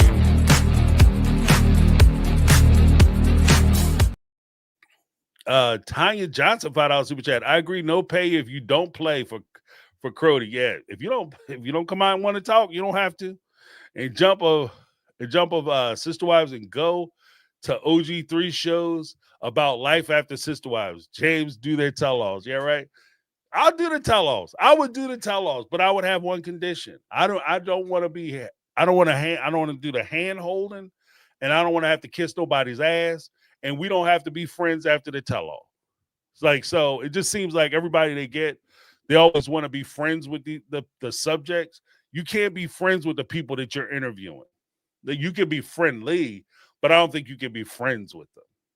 But I'm at the point too. I'm on the bandwagon. I'm officially on the bandwagon of the show needs to end. They just need to move on to the tell-alls because they don't have anything else to talk about. I've been saying that for a while, but I'm firm on it now. But thank you so much, Tanya. We'll come back to the super chats in a little bit. Let's do some phone calls. Hold on. We have somebody who hasn't been here in a while. Michelle, what's going on? How you doing? Hey, James. How's it all going, everybody? My beautiful people. Missed you all. Really have. How's everything? It's okay. I'm sorry, guys, if I seem doped up. It's morphine. There's not a lot I can do to rectify that, I'm afraid. So you have to put up with me looking a bit squirrely, But hey, Cody. So, yeah. I'm sure you're used to it with him around. Are you guys okay? Yeah. How's everybody been? Oh, we've been missing you. Yeah, I've been missing you guys too. I do video with Miss Betty here and there and message with some of the other girls, and it's been really nice. And I just wanted to come on here and say I need for Cody to explain what love is, really. Because he kind of has got this thing that he describes love in much the same way a small child would. Oh, I love that ice cream. That you can love a brand of baked beans. You can love how a flower smells in the summer. That's not being in love. That's not forever love, where you would go above and beyond, where you would take, well, there's no nice way of saying it, but if it was a choice between your life and theirs, you'd hand yours in a heartbeat. Love is the crazy days when you've not got, like you say regularly, a pot to piss in or a window to throw it out of. I would have married my husband wearing a bin bag on the front lawn because it was who I was marrying, not what he had. And there's times I don't even like myself and I can look in his face and see he loves me. That's love. On the days when you're trying to make a meal out of the last few remnants of something in your freezer and you have nothing left apart from that, that you would rather live in a prison with them than a palace without them. You know? Right. Cody Brown, you've got nothing to tell the world because there's nothing we can learn from you. We can't. And love is about so much more than how it looks to everyone else. It's those moments, and he can lie, and he will because he's Cody Brown. But surely, when his head hits the pillow at night, he can't still believe the lies that he told through the daytime. He can't. And it makes me sad, but I think the reason people keep watching, although we do it foolishly and with a silly heart sometimes, is because of the hope for redemption for this guy, that one day he's going to show a sign that he's a real human being and that he can see that he's done something crap. We hang on in hope, but I think you are right. The time for realism has come. This guy's not going to get it. He doesn't have it in him. He's the same guy that somehow was going on at Mary about, we can have a child. If we're going to have a child, we'll have that child naturally. I'm sorry, you what now? You've not slept with her for God knows how long. There are bats flying out of that belfry. How are you going to naturally conceive a child? Is your name Cody, or are you Jesus? Because sometimes I think even he gets it confused. No. And has anyone ever wondered why specifically it was a knife in the kidneys? Oh, well, Consider it's a hunter's thing. Like, a knife in the kidneys is extremely painful. right. So, I think that's what he was referring to. So if you it's a tactical maneuver. So typically you'll hit the kidney first, and then you'll go for another shot because it'll put the person in shock.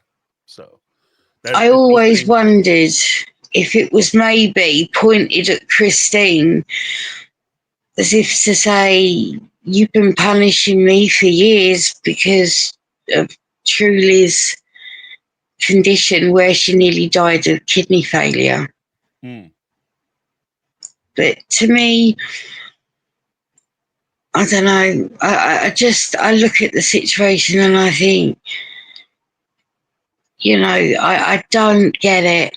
I know I have to accept I will never understand someone like him, and I can't look at people and think that everyone on this planet is designed specifically for my bidding, my needs, me. That sounds like his vocal warm-up, doesn't it? Me. But I don't know. I'll let someone else talk, but I just wanted to say love is not what a man would make of it. Love is what love would make of a man. And he's not He just isn't.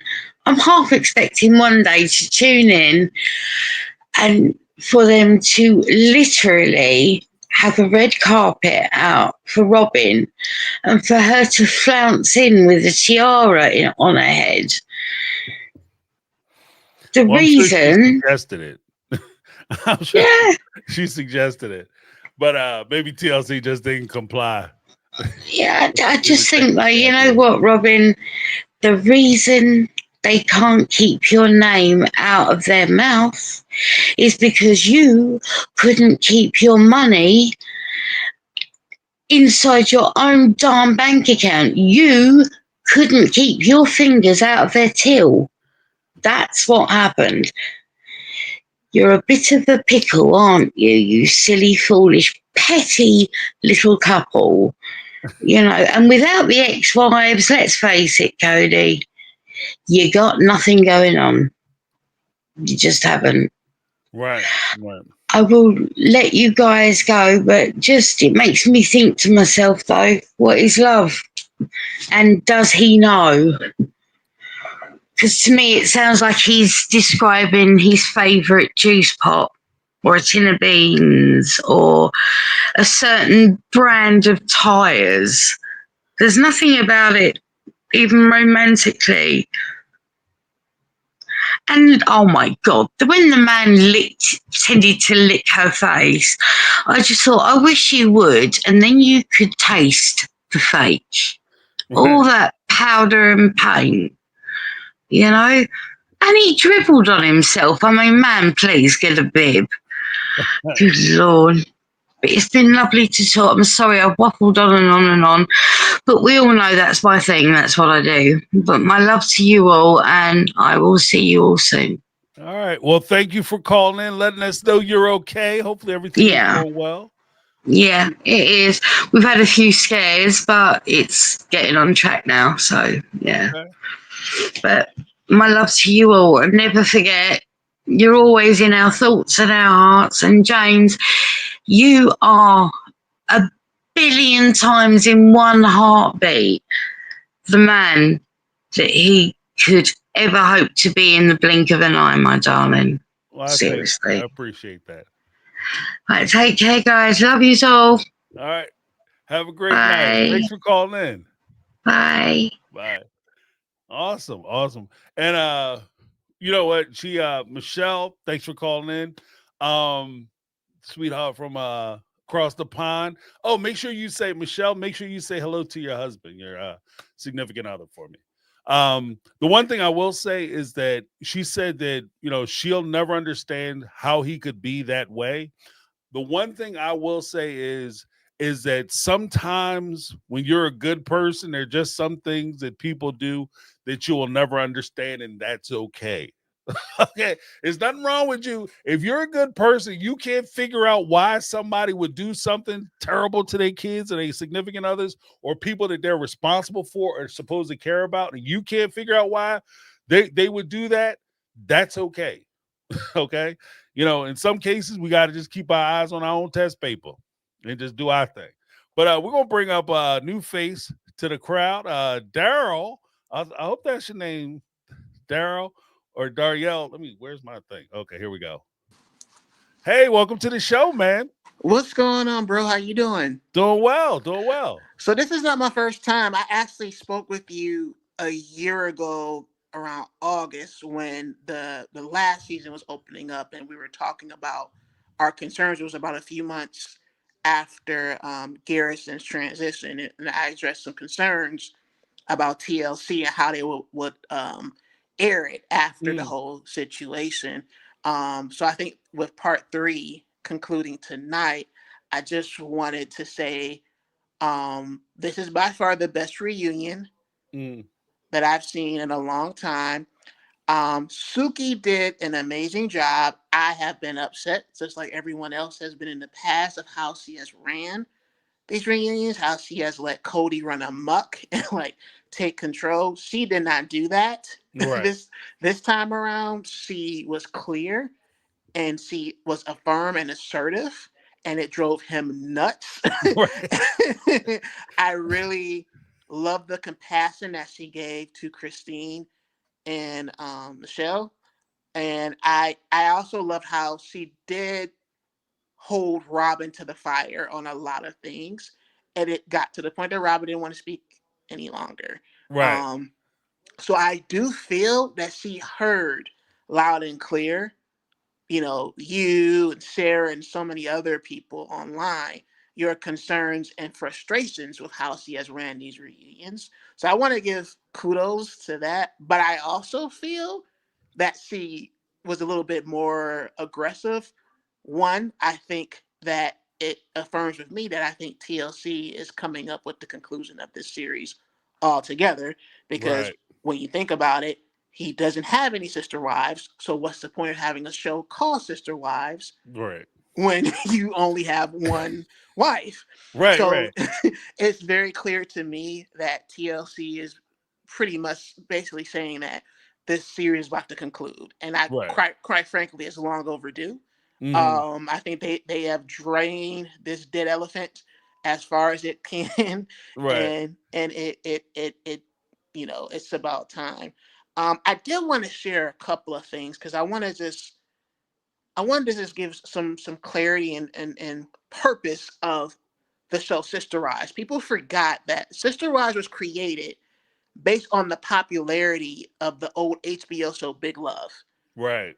with the late Bill Paxton and Excellent that actor. team. Great actor. Hate Right. that he passed away.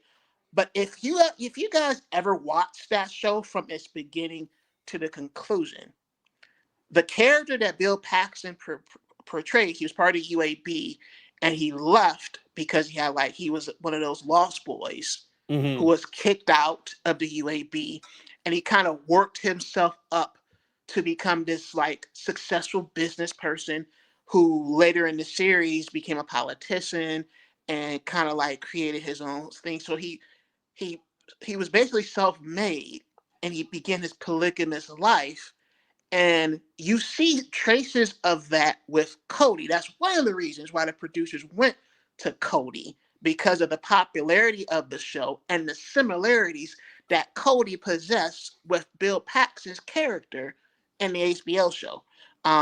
I don't know if people remember Big Love. It was a phenomenal show, Hmm. and it really delved into the polygamous lifestyle and understanding more of the UAB culture in Utah.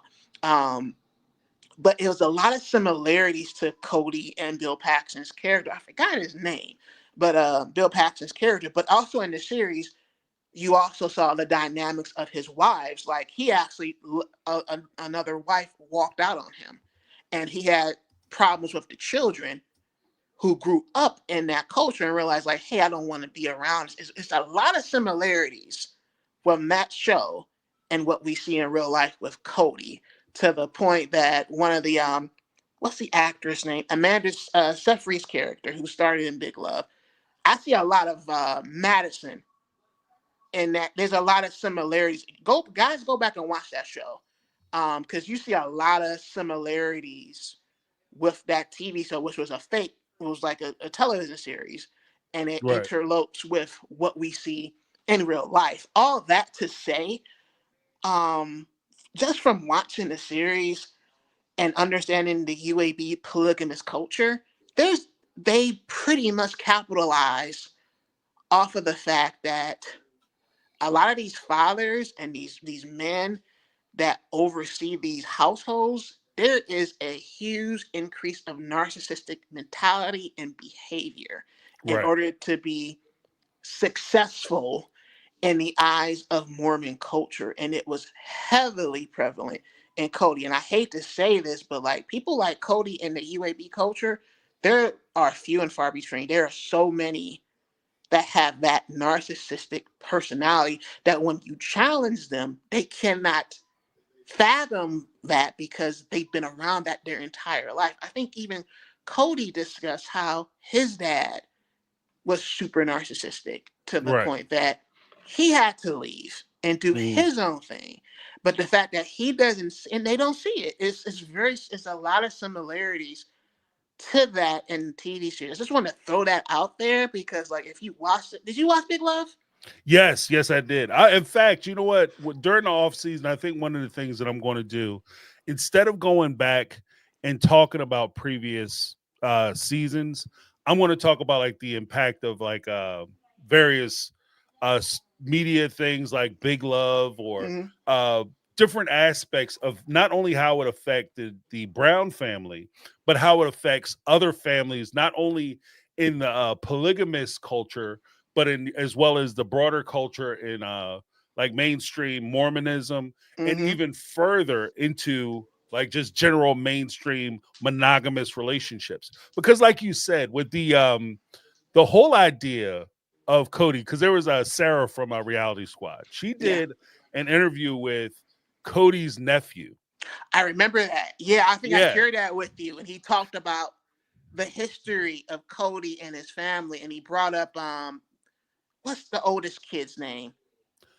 Oh, Logan. Logan. He mentioned the word parentification, Right. the parentification of Logan, and how Logan has nothing to do with them because pretty much his childhood was focused on raising his brothers and sisters. That's why they look to him as like the surrogate dad because he Right. was pretty much the father in that household. When with Cody being gone and Christine being like, the ipso facto mom for the entire clan. And the nephew brought into really full perspective about how that is common in all Mormon culture that are polygamously ran, if that makes any sense. Right, right. Well, because in addition to like the parentification of Logan, which kind of goes towards if everything is about Cody and all focus on Cody, part of the reason why Logan's position as being the sub parent or secondary parent was so important was so that there could be focus on Cody. But in addition to that, uh, what he had mentioned, Cody's nephew mentioned, was that Cody was actually the progressive uncle. Like he was the Mm-hmm. crazy progressive uncle. So if you can imagine when Cody comes out into mainstream America, of course he thinks he's going to be presented well because I'm not as stuffy as the rest of these people. And then he comes out in mainstream America, like, what the shit is going on with this guy? Why is he acting so, why is he so crazy? Why is he so talking so much about patriarchy? And like you said, he's surprised. Like, I genuinely think that he's surprised at the reaction of everybody else watching him in these other relationships because he can't fathom there being this much disagreement with the way he conducted his family. Of course, I was looking out for myself because that's what you're supposed to do. Of Mm-hmm. course, I took all the money because that's what you're supposed to do. In fact, I was being generous because when these ladies left me, they actually left with stuff. Most people in my situation, the women leave with nothing. They leave with less than the clothes on their back. So I'm being extremely progressive, and I don't understand why everybody's mad. And I think I 100% agree with your position in that. And he's confused. Like I think he's genuinely confused. Like between him and Robin, I think that like the confusion is a distraction, but I Mm-hmm. think that there is a root there where they just don't understand. And if you remember, going back to the beginning, the purpose of Sister Wives in the beginning was to counter program what was being highlighted in the TV series Big Love. Because remember, the series came out in the middle of this whole big event in Warren Utah. Jeffs, yeah, Yeah, yeah, that was just about to say that the whole Utah thing that was coming into play, where ATF came in and like was getting these kids out because there was like threats of like, uh, SA and things of that nature. So the show was to counter program what was going on and what the national audience was looking at on the television series. And Cody was prepped up on TLC to be like, hey, I hear what you guys see on TV. This is not how we are. We actually can do this. We do have multiple wives, but we can do this and do that. And now hindsight being 15 years later, we all see like, no, it's actually worse because it's like you have this narcissistic personality on top of producing this patriarchal negative mindset, which nationally speaking, people are getting sick of the patriarchy. I hear so many prominent people talk about how the patriarchy is problematic, it's a dogmatic nature in families, and it leads to chaos. He is living proof of that. And Mhm. on top of that, the man's ego is at you can literally take a helmet and just sit it on top of your head. That's how big his ego is. And he Right. does not get, and also another thing is the women in that community are so submissive to the point that when he comes across a Tamron Hall, a black, strong, black woman who does not take no for an answer, especially as a journalist, he don't know what to do but to ask TLC to get her out of here. Right. Hence her being fired when Yeah. everybody's like, why is she being gone when she asked some of the best questions ever? To the Right. point that Mary had to be speaking to her in Morse code, and Tamron picked up on it on the TV show because he's like, I can see that you're telling me that you enjoy this relationship, but your eyes are telling me you don't, Right. and it's very clear. And it's just like he can't wrap his head around the fact of these strong-willed women telling him no, that is driving him insane, and to the point that his own children wants nothing to do. Madison wants nothing to do Right. with him at all. Logan, Hunter, Gabe didn't even talk about Gabe. Nobody's asked how's Gabe's doing Right. throughout this entire. That's what infuriated me about this whole process. Nobody asked about Gabe, and Gabe Mhm. was the one out of everybody that needs to be looked at. Right. Right. Yeah, I mean that's one of the things though is that it's easy to get lost in the anger and the blame towards Cody. Oh shoot. uh it's easy to get lost in that, but there are tremendous fallout. Like Gabe, he found his brother. And Yeah, that's something that's going to haunt him to the day he dies. he will Like, be in counseling for the rest of his. right, You don't come back normal from that. right, right. Yeah, You that's don't. that's a hard piece. Like, I mean, to be honest with you, finding anybody is rough. But for you to find somebody that's that close to you is insane. Like Yeah. that's enough to drive people. What did he say? Back in the day, they used to have like what they used to call it a breakdown. Mm-hmm. That's breakdown territory. Like Yeah. people lose their shit and then they go away laughing. You know what I Yeah. mean? Yeah. You're never the same. And if you Right. have some sense of mental stability, Mhm. it's a toss up. It's a triggering effect. Like that. Yeah.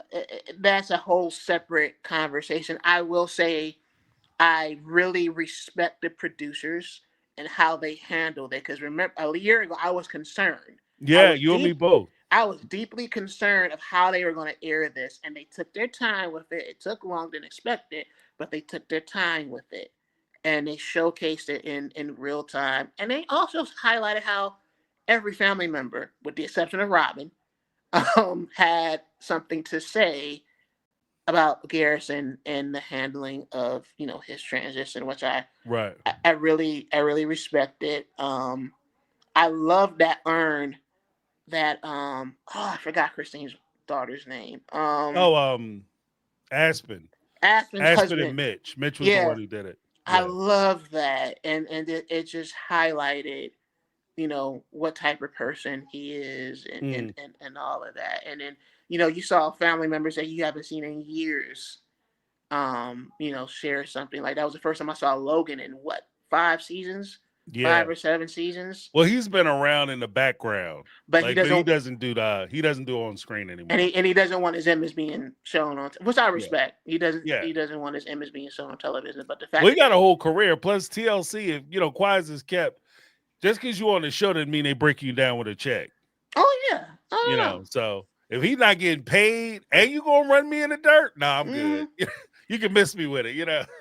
So absolutely. he's got a whole life and a whole career. Like, why would he want to be bogged down with that? Which I Yeah, understand. I respect it. I respect it too. I respect all of the kids having a say so in Mm, their life now, because when the show started, they had not, they couldn't speak like they can now, and I right. really respect that. Once again, that's a problem from Cody, because he's supposed to be the head of the house, and you all got to listen to me. And it's like, Dad, I have my own house, I have my own kids. Back up.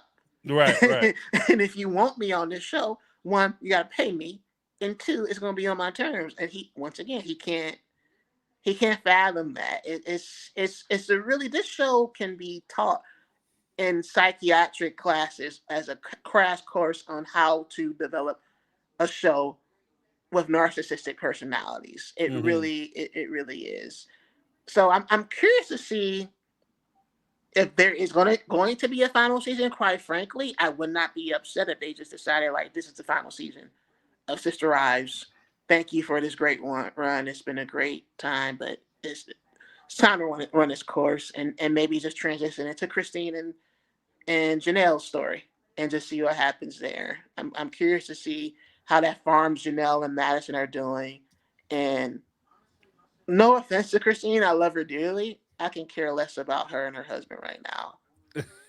Just You know what? And it's one of those things where with Christine, like I said earlier, my chief concern, if I was Christine, or if I, more to the point, more likely, I would be David.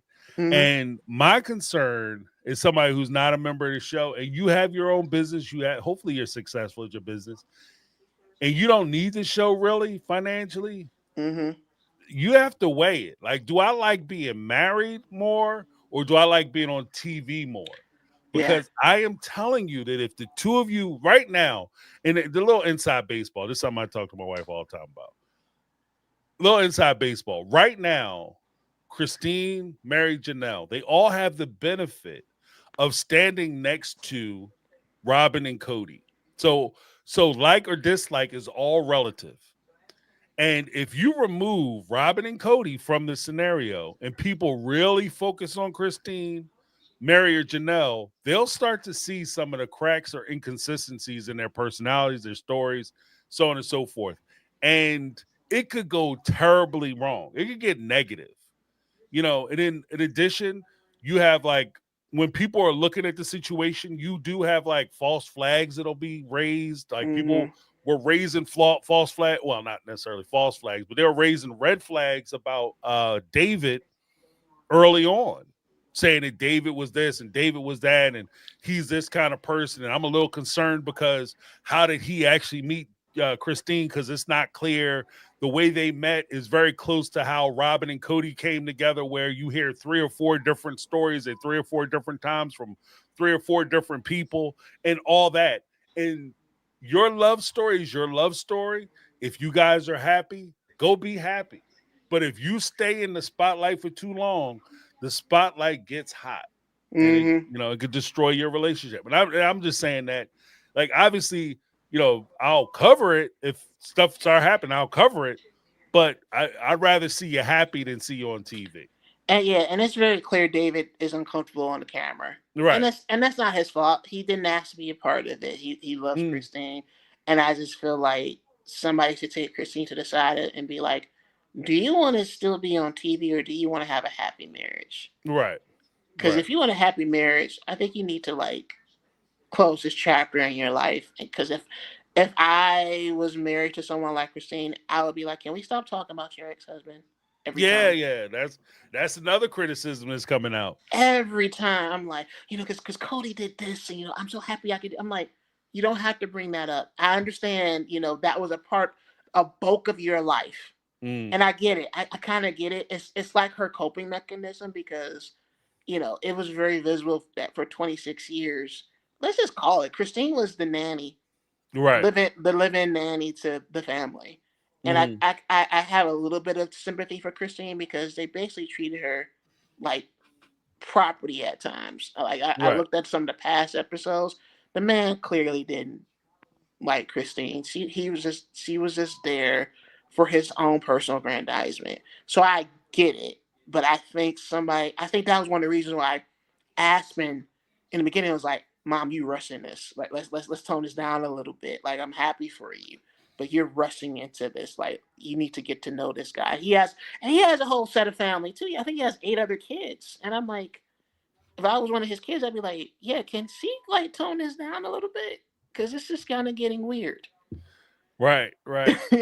Yeah, it's one of those things where the show itself, because they lack and suffer for content, that I think they're in a position where they push Christine to talk about Cody way more than maybe she naturally would. hmm But like you said, after a while, it's kind of like, look, I'm your dude now. I don't know what he used to do, but whatever he did, that's why you're not with him anymore. Now you're with me. You Yeah. know what I mean? And so, and I would always like if if I was a single man and I was out there dating, I would have major concerns if I was dating a lady and she brought up her ex and what her ex didn't do, because that tells me that you're not over that situation. You're not. No. No. And I can't join into a situation because now it's a relationship with three of us, me, you, and the ghost of relationships past, and I'm Exactly. never going to win that fight. And it's not fair to you, and it's not fair Right, to David to continually be compared and contrast to somebody that right, one David's 20 some years older than Cody, or like yeah, 15 years older than Cody, because he's significantly older than Christine. Nothing right, wrong with it, but I'm just saying, like, why you keep comparing me to him? And right, right, then, and then I think Cody is very clear. Like, Cody is super jealous because his ego is just cutting. And then that's another thing that nobody talk. I think the other thing, and then I'll be done in a second. The other thing that we should also address is how in these reunions he's trying to prop up like he's still the macho dude, but in the eyes of the UAB and the Mormon community, that man is the biggest loser because he right, lost three of his wives and their properties, and he's right, pretty much at a point, especially with these properties being sold to Mary, and God bless Mary for finally getting some backbone and just holding them to the fire and be like, I want my money and I want it now. right, right, And those properties are now being sold off. He's pretty much in debt for the next couple of years. So right. I think that's also a thing where it's just like, once again, his narcissism is leading him to a path of destruction. And I actually feel sorry for the dude because Mm, it's just a matter of time. I don't see Robin staying with him. I don't. no, I don't see it. I think she knows that the gravy train has been discontinued, and she's just like, it's just. I would not be surprised if he filed for divorce in 2 years. I think that Robin's kids are slowly but surely starting to see what's going on, and that's a whole nother conversation because I was reading stories about their actual dad, their biological dad, has a problem with how they're being looked at on the show. right.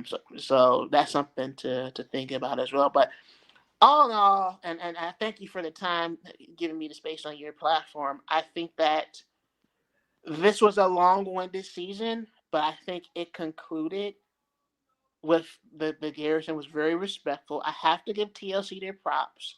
I'm happy. It's clear they got rid of that production team Hmm. because if the original production team was overseen, I would be very concerned. But this new team, Yeah, they stepped up.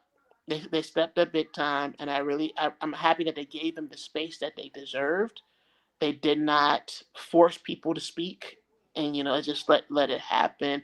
And I think we are at the impasse of the show, and I think it's long overdue. And I'm looking forward if they will do a final season. I don't think it needs to be 22 episodes. I think it could be like 10 episodes, conclude, and move on to another chapter. So. yeah, yeah. Well, I mean, you know what? In fairness, for me, I think that a good bookend. I mentioned it last week. I think a good bookend is when he came into the show. He was in the car, first season, first episode, first time we meet Cody. He's in the car by himself. In this episode, or at least episode one of the tell all, he's in the car with the love of his life, the woman he was going to go get by episode two in that first season. He's in Mm-hmm. the car. That's the bookend of the show. Yeah. Like you saw the full cycle of it. If this was a movie, that what we're witnessing is this is the fully fleshed out version of his character arc. Like there's no Mm-hmm. more story left really for Cody to tell.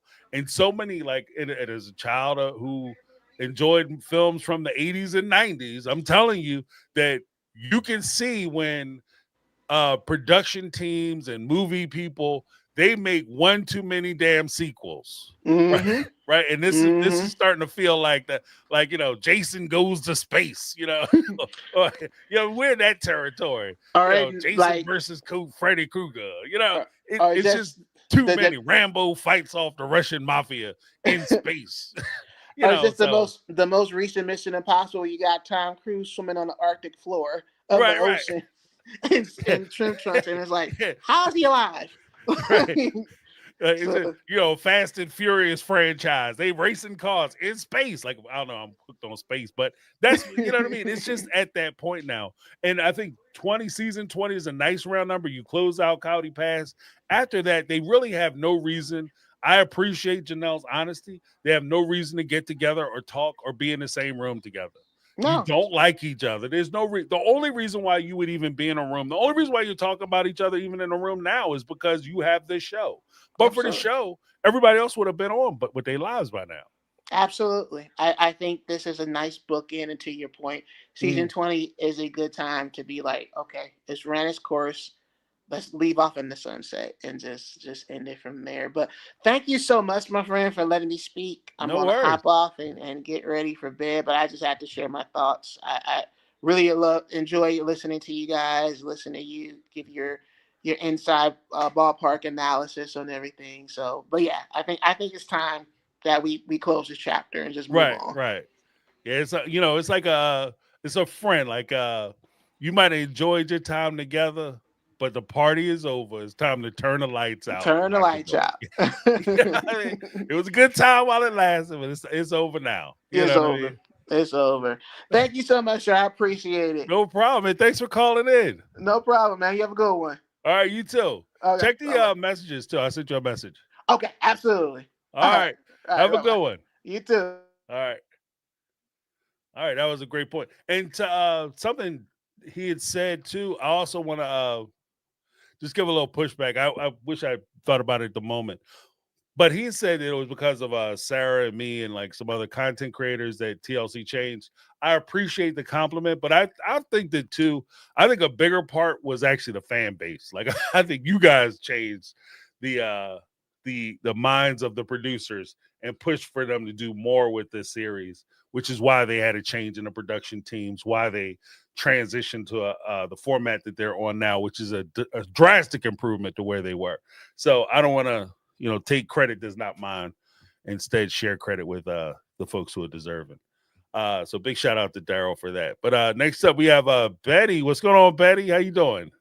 Oh, hey, my sweetie, how are you? Doing well, doing well. How's it going? Oh, girl, it's a hanging, it's a hanging. Now, I'm going to go on a different perspective, and it's okay for everybody not to agree. I'm good with that. But actually, I really appreciate that Christine talks about her relationship with Cody with David because Mm, you go into baggage. So, I've been married 40 years. Y'all know that. I would not live without my hubby bubby. I love him more than life. But I was raised in the ghetto Memphis. He was raised in the East Memphis, which a mother, father, I had a single mom. I came into our marriage with a shit ton of baggage, but he allowed me to speak about it. mm, So when I look at Christine and David, where they say, like, okay, why is Christine talking about her relationship with Cody? I mean, like, this is kind of odd.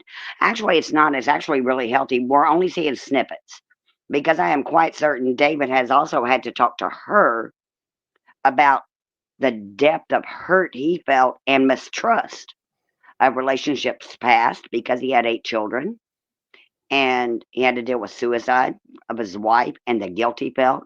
So actually, I really believe that's really healthy that you, when you're coming into the secondary, I mean, mind you, she's coming out of a 30-year quote unquote marriage that she's going to have baggage. Her children will have baggage. And to move forward in a healthy relationship, you really have to have an open conversation about your insecurities, things that you feel, things that are triggers. I mean, like, really, and I would tell that to all my babies in your chat that I love so much. You know I do, and I love you. But I think it's extremely healthy. I don't think it's holding a ghost. I don't think it's saying, oh, comparing him to Cody or comparing that relationship. I just think it's a very healthy. And Mary, that little hoo ha is, it just cracks me up. She's throwing shade at Christine for talking about Cody's relationship. Meanwhile, every fucking tell all we got to hear about her fucking catfish. that she's taking no responsibility for. So really, bitch, you gonna throw some shade, and then let's not forget about when you were talking about the porch situation. She was one sitting there going, Cody was speaking his truth finally. He said what he needed to say. Bitch, you did not even have the courage of conviction at that time. So do not get on your high horse now talking about, oh, it's so shocking that she's just bringing it in. It's just weird. She keeps bringing this up. Meanwhile, your ass did not have the conviction to stand by your words. If Right. that's how you felt then, that's how you felt now. You did not have conviction of your words. That's what I will tell my babies. Hold your past like a badge of honors, whatever mistakes you make, however you move forward. That is a badge of honor. I've got friends that have gone through addiction, and what I will tell them is that once you've gone through it, you're clean on that other fucking side. That is a badge of honor. And when you go into that next relationship and you show your scars, yes, you have to talk about your past because there will be triggers. And it's okay to do. And that does not belittle or demean you in any way. But you absolutely, I mean, I'm just saying, like, I mean, I had my past with my husband, and there were times when we were first married in the first 10 years because I was raised really ghetto. I mean, I'm not even going, not going to play it down. I was raised fucking ghetto, Mm. where, like my husband would say something, I'd be like, oh, you want to throw down, bitch? And he's like, what I'd say, what I did. I don't even know what the fuck I said. Like, sorry, Mm. honey. I mean, I jumped back into some ghetto shit, and he's poor middle class white boy going, what the fuck did I say? I don't even know what I did. I mean, I don't mean to be offensive if I offend anyone. I really don't mean to be. I'm just telling you, honest to God, how I was raised. Like, I mean, I was raised on the wrong side of the tracks where you want to throw down, we throw down. Right. And my Right. poor husband was raised as the only boy with 5 mothers, and he's like, I don't even know what the hell I said. So, I mean, it does come into play, is all I'm saying. No, no. So, See, here's the and thing, I, though. Like, I honestly, and it may give people, like, they have a really huge platform. right. And I'm hoping that when they talk about it, it may even give people an opportunity to go forward in new relationships and say, let me tell you about my past experience. These are my triggers. So if you say something, please don't take it personal. I may get antsy. I may want to throw. I may want to throw hands, and you don't even know why I want to throw hands. Mm. So I, Well, I think it's really healthy and really important to talk about the the things that have created you as a person, the experiences you've gone through. Those are really, really important. And yes, they do play into your future relationships. no, see, here's the thing, though.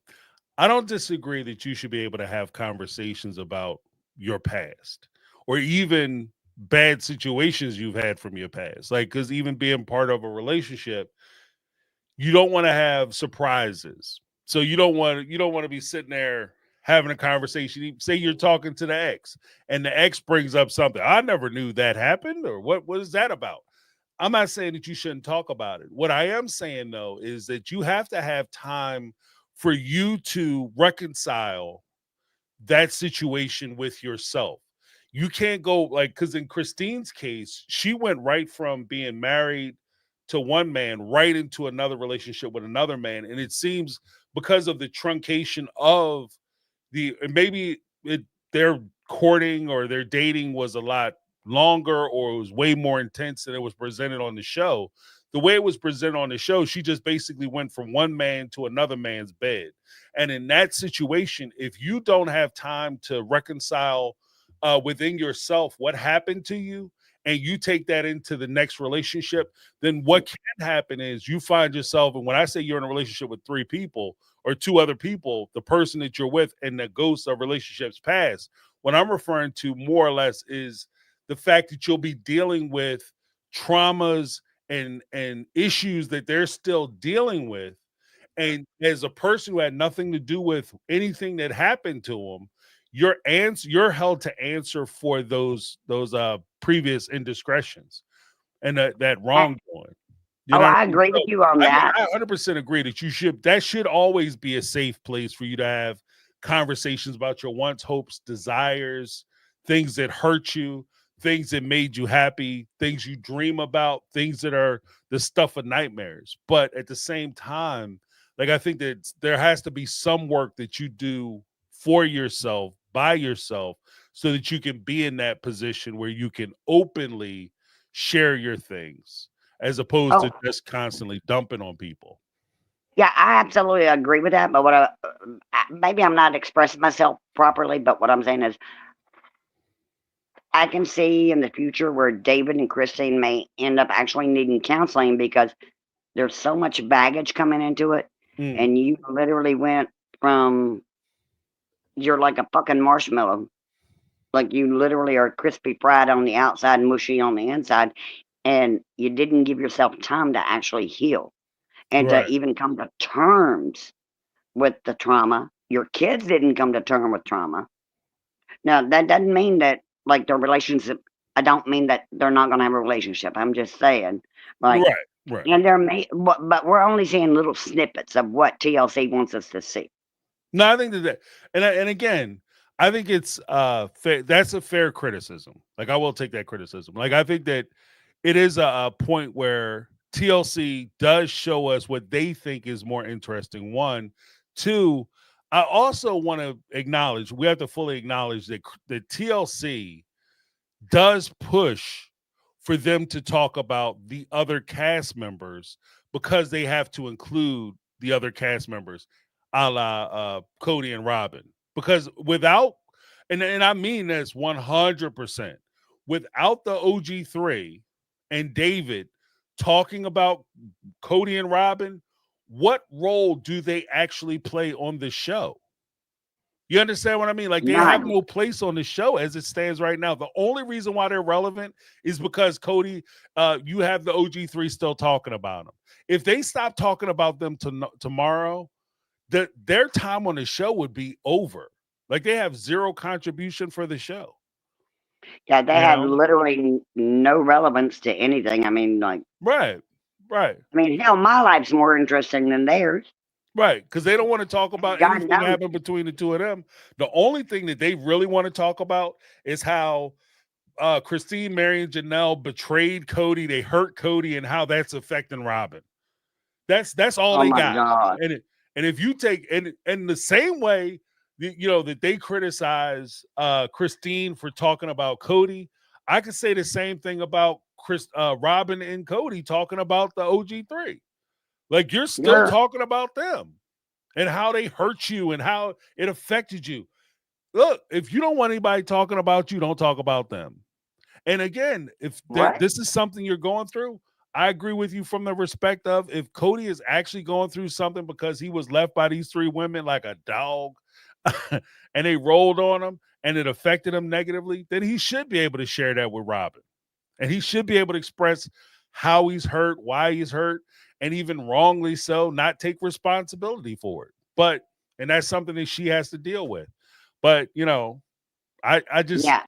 And think that Robin, oh my I think there's a God. push from TLC to get them to talk. Like, I think that they're the ones who are saying, like, out of like a 3-hour No, there is. conversation, if they mention Cody's name, that's what's going into the show. You know what I Yes, mean? girl. And I'm Yeah. sorry, but there ain't enough chapstick in the box to make, for to kiss that ass. Yeah. No, but I I think mean, that's crude. I apologize, but that's how I feel. So when I tell my husband when he says something like, "Baby, there ain't enough chapstick in my box to kiss your ass," I will tell that to anybody. And I know that's crude, and I apologize, but that's who No. I am. But I won't keep you. I just really, I know I just have a different perspective, but we're only seeing tidbits Well, of I what wouldn't TLC wants necessarily us to say it's see. different, like, because I agree with you. I do agree with you that if you're having issues and you went through something, like especially something crazy traumatic, especially if it goes as deep as I suspect those relationships very well may have gone, then they absolutely should share that with their significant other. 100%. Because it not only helps with the healing, but it also helps who you're in a relationship with. This is kind of the warning label on the prescription bottle.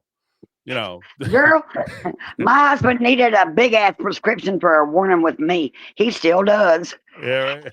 Like Well, may I cause love bloody you noses. so much, baby, because you know I tend to get long winded and I try not to, but you know I can't help it.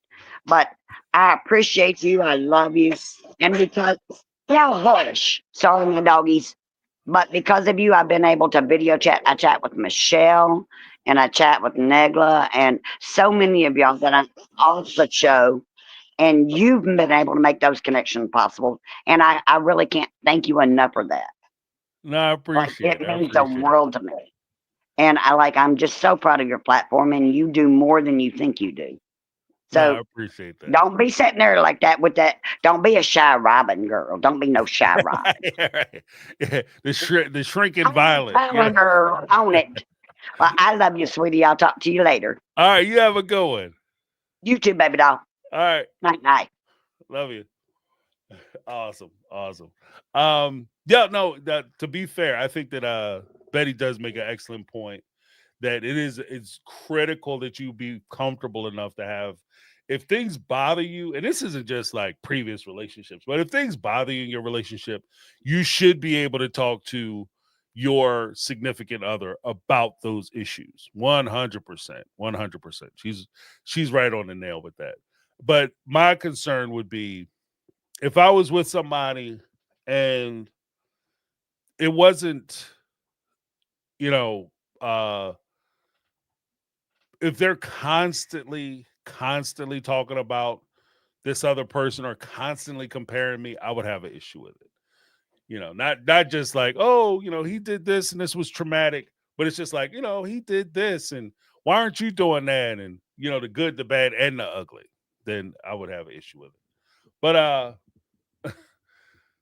we'll go to Carmel Cuties, the Mega Mod in the house. What's going on, Carmel? How you doing? No, I'm good fighting sleep. I'm in that 4 a.m. club that got to get up at 4:30 Oh to head no. to work. But nah, I'm staying up tonight for sure. Um, I love going after Mama Betty. I promise sometimes she changes my perspective. I had to take a couple little notes on what she said and to piggyback off of what she said.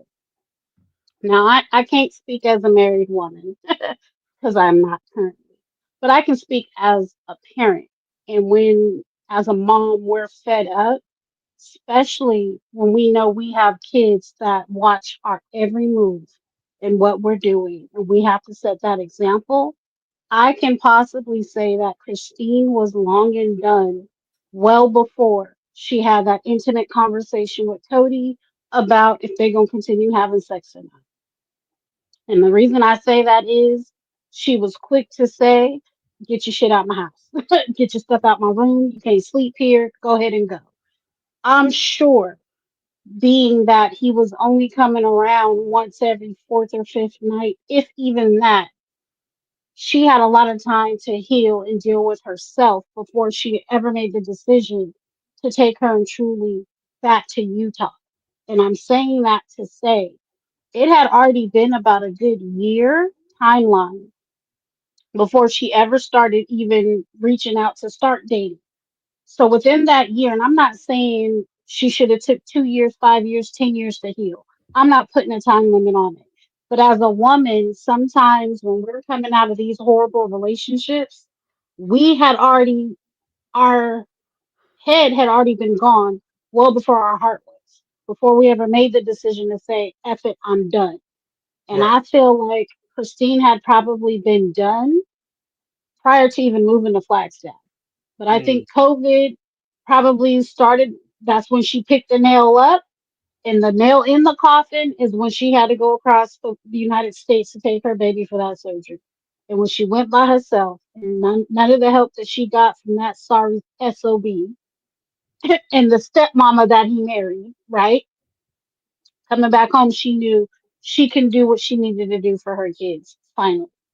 And so for her, to jump forward now, because a lot of my notes are a little jumbled here, but for her to come back, and now that she does have a man like David, and I loved when he said, I could give Christine what she needed. So if it was the PDA, If it was the shoulder to cry on, a pillow to scream into, or a thing to ride on, whatever it is that Christine needed, David gave to her. And I love that because, of course, that was what she was missing for 30 years dealing with the dumbass we all know is Cody Ram. But the fact that him and Robin now want to harp and complain about they need to stop talking about us and move on. We watched for 2 whole seasons as all you did was blame Christine. Oh, Right. Cody had an amazing relationship with his older kids. Then Christine left, and now I don't know what happened. Did she knew what happened? Sorry, I'm riled up. I'll scale that back. You're fine. She knew what happened. Cody knows what happened. And like she said, he'll push a button but refuses to take accountability for pushing those buttons. You know what? If in their religion you're finally divorced when you have sex with another man, Christine was supposed to do what she was supposed to do. Right. She, unlike Mary, wasn't running to go ask a religion she's not in no more for a release. She just was going to find the perfect man that she needed to go right on, and I don't blame her. I hope David flipped her every which way but Sunday, and even on Sunday he flipped just some up because that's what she needed. Now, when it comes to uh, what's his name? The caller before Mama Betty, Daryl was it? Daryl, yeah. When he said what he said about Tamron Hall, I stood up and started clapping to the point where my daughter came in the room like, "Mama, is you okay?" Because he was right. He was right, and I feel like after watching Suki's interview this week with God, what's that woman's name? uh, Uh, you talk about Suki or Suki did an interview with the other content with creator. She's got a Fraser, Sarah podcast. Fraser. Yes, that's her. Okay. And some of the stuff that I heard Suki say, like, I was all for it this season. Like, Suki actually getting a backbone, she's standing up, but I still feel like she's giving softball questions, especially when it comes to Cody and Robin. And the main questions that she's been throwing out that irk my everlast nerve is, could you ever reconcile? Do you think you could ever be friends? And why we gotta be friends with these fools? For what? Like, we Right. couldn't be family with these mofos. Why do we now need to be friends? Fuck them. With Yeah. every ounce of the word F-U and the C and the K. Right. Apologies for those of you guys who don't swear. I'll keep my mouth on off the French side now. But I couldn't be families with these fools. So what makes y'all think we even want to be friends? Like for what? Only one we technically need a co-parent is Truly. And we already see that Robin gives no cares about Truly. Cody don't care about Truly. So who the hell are we actually trying to co-parent for? All the Right. rest of them kids is grown. Right. And none of them are dealing with their dad. So at the end of the day, y'all got the lifestyle that y'all wanted. But I feel like for Suki to say she's watched the show, that was a shock to me because the way she asked questions doesn't seem like she ever watched the show.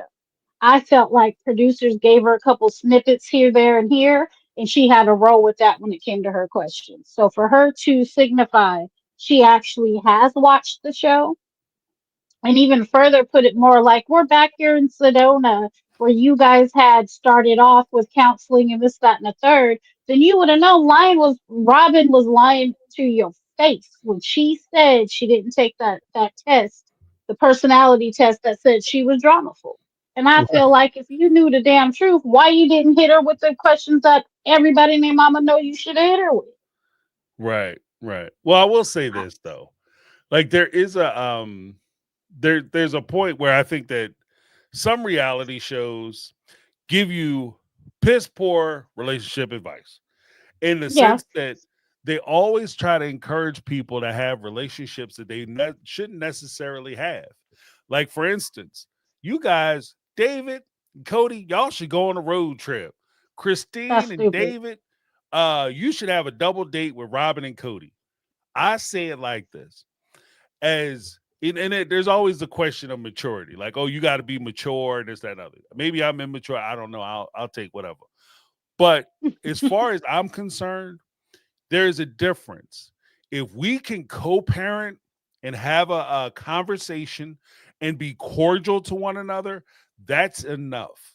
We don't have to be best friends, and we most certainly don't have to go out on a damn double date because what that can create is the environment for problems to occur, because all it Correct. takes is for Cody to say something too familiar or too insensitive towards Christine, and that can quickly devolve into a situation where they can no longer be cordial to one another. They can no longer be friendly, even when it comes to with respect to the children. And I think that Correct. it's more important, if you're going to focus on anything, that you focus on maintaining a cordial relationship with your significant other, well and beyond you guys being friends. It's not about you anymore. You know what I mean? Correct. Your relationship with each other and your ability to have a friendship. It'd be nice if you could be friends.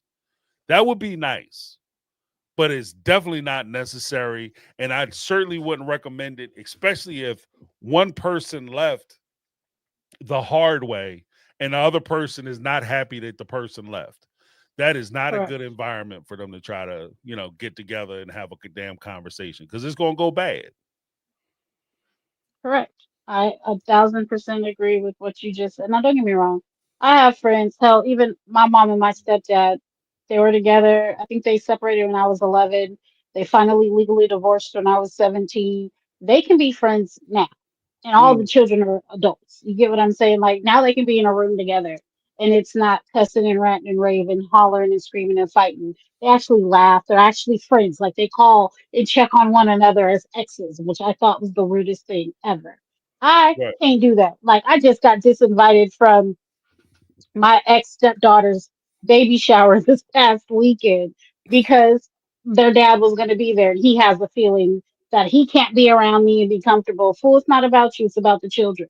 But I could be mature, and I just said, no problem. I took my niece to the movies while my daughter enjoyed her sister's baby shower, and then we went on about our business and came home.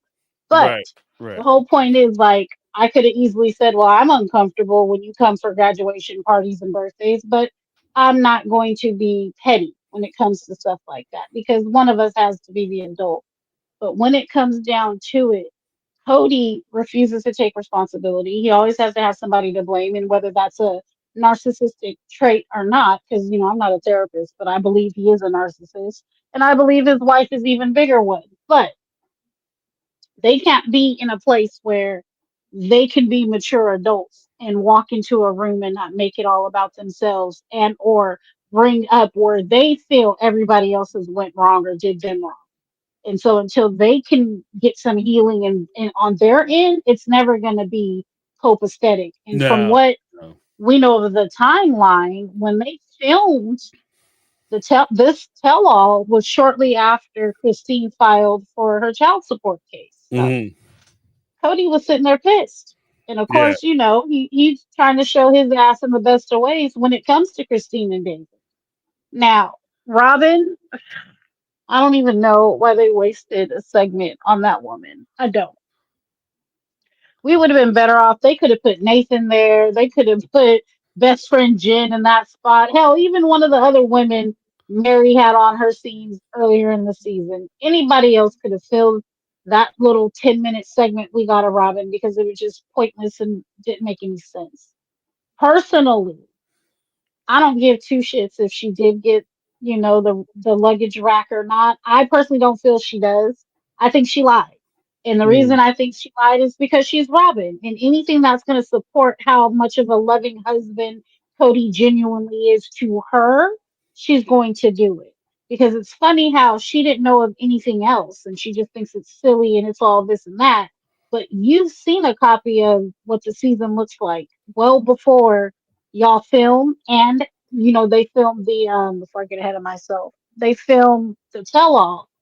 They do sit down and they're able to see the show whether they watch it or not. I know Christine says she watches it. I believe Janelle watches it. We all know Cody watches it because he makes the final decision on what's going to go on the show or what should be on the chopping block.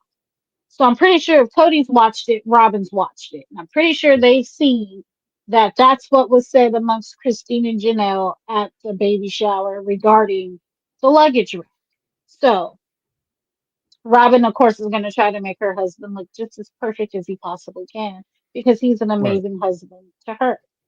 Um, Well, I don't, I think that too with that, I think she's also going to put emphasis on it for the main. I think it does make Cody look better, and I think that's Hmm. part of it. But I think that the main reason why she very well may do it is because that's one more thing that she's better than the other three over, that she can hold Oh, over of the other three. course. Oh, he puts Of my luggage rack course. up there because he cares about me because I'm the Right. shit. Like, you know what I mean? Yeah.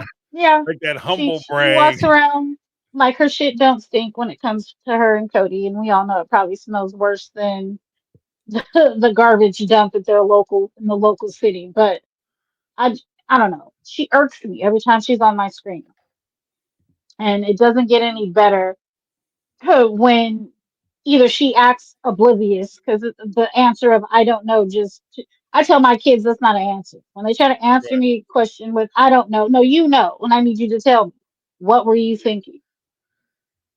Like you have more words in your vocabulary than I don't know.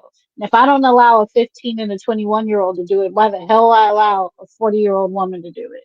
Right. But you Right. know, Robin tries to play that she can't remember, she doesn't know, she's all confused, but she knows because she's calculated and half this shit she's already planned out and done beforehand. Mary, oh, I feel like with Mary, I'm on a merry-go-round, and I want to get off. Like I would love to say I'd love to see a spinoff to see where Mary's life is going to end up at, but I'm lying when I say that because I don't. I don't feel like she's worthy up. I don't feel like I feel like Mary's comment about one, the whole, well, Christine, why is she talking about it in front of her boyfriend husband? Because she wants to. That's why. Right. Doesn't freaking matter. No different than you constantly saying to the camera, well, Cody loved me in the beginning. Cody loved me. We started this family. Well, if he loved you in 1985, he doesn't love you in 2025.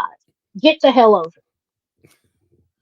I feel like she's stuck in this. If I stay nice and I'm the favorite wife and we can be cordial, maybe one day he'll come back to me. And I strongly feel like if Cody made that move, Mary would go back 1,000%. Yeah. And Yeah. she'd be the fool. She would be a fool. But for her to say she doesn't know who to believe because she can't trust anyone when it's been proven. He didn't even put you on the property, but yet you would believe he wasn't trying to screw you over before Janelle. I call massive bullshit. Hmm. Yeah. And if you don't know, then that's more on you Yeah, than anything else. You understand definitely. what I mean? Like it's if you don't know who to believe in that situation, that speaks more to your discerning your ability to discern between bullshit and any fact or reality. Like you're not Yeah. critically looking at these relationships if you don't know. You know. Either that or she's still stuck on whatever it is that the hurt that she had between her and Janelle, and even more, whatever hurt she has between her and Christine, whatever they're not trying to speak on or bring up because of in the show, I think that might be what's also holding her back on saying she could trust them because she knows damn well they don't trust her. So Mm, it's kind of that one dagger against them, like you said, the one up. So she's not in the ex-wives club because she damn sure doesn't want to be labeled and considered what Janelle and Christine are, which I look at them as happy, living their life. Yeah, they're contractually stuck in the show, meaning that they possibly don't want to be sued like anybody else who's cut their contract and left early when it comes to these TLC shows. But because they are still having to film, and if production is asking them questions, they're going to answer them. And it seems like they're answering them a hell of a lot more truthful now than they've ever been. But Mary also doesn't want to be considered a part of the Cody and Robin club. But sadly, Boo, you are still there. right. You may not answer the phone as often or go around and hang out, spend holidays, but you're still there because you're still wanting the acceptance and the friendship that comes from it, which makes absolutely no sense to me. Like, go do you, go live your life. Fuck them too. I'm sorry, Mm, but that's just the thing I'm on for tonight. Like, I don't know. Tonight kind of irritated me a little bit, but we'll see how the next episode goes because it seems like some more softball questions from Suki is coming. I don't Yeah, I don't think she's necessarily done. know if Suki would be on another one because it seems like she kind of made Cody mad this season. So we'll see how far they take it and if production follows through. Or will they get somebody else to do the very last tell all? Because I don't see this lasting another season. But it has been said that they've seen them filming, I guess, in Parowan. They've seen Mary at some cafe filming recently. So I believe we're still going to get a season 20, and that could be the end of the contract for all of them. So we'll see what happens after that. But I don't see this lasting much longer. Yeah, I'm just kind of hoping they're done. They would want to be, and I hate to say that because it is one of my favorite shows. But yeah, I'm slowly plugging in other things to watch on Sunday nights. So it's just a matter of time before this will be in the past and we'll be on to something else that fills Yeah, its spot. But I doubt it'll be poly family because I'm waiting on your lives for that one. Because I got a whole lot to say about that shit show as well.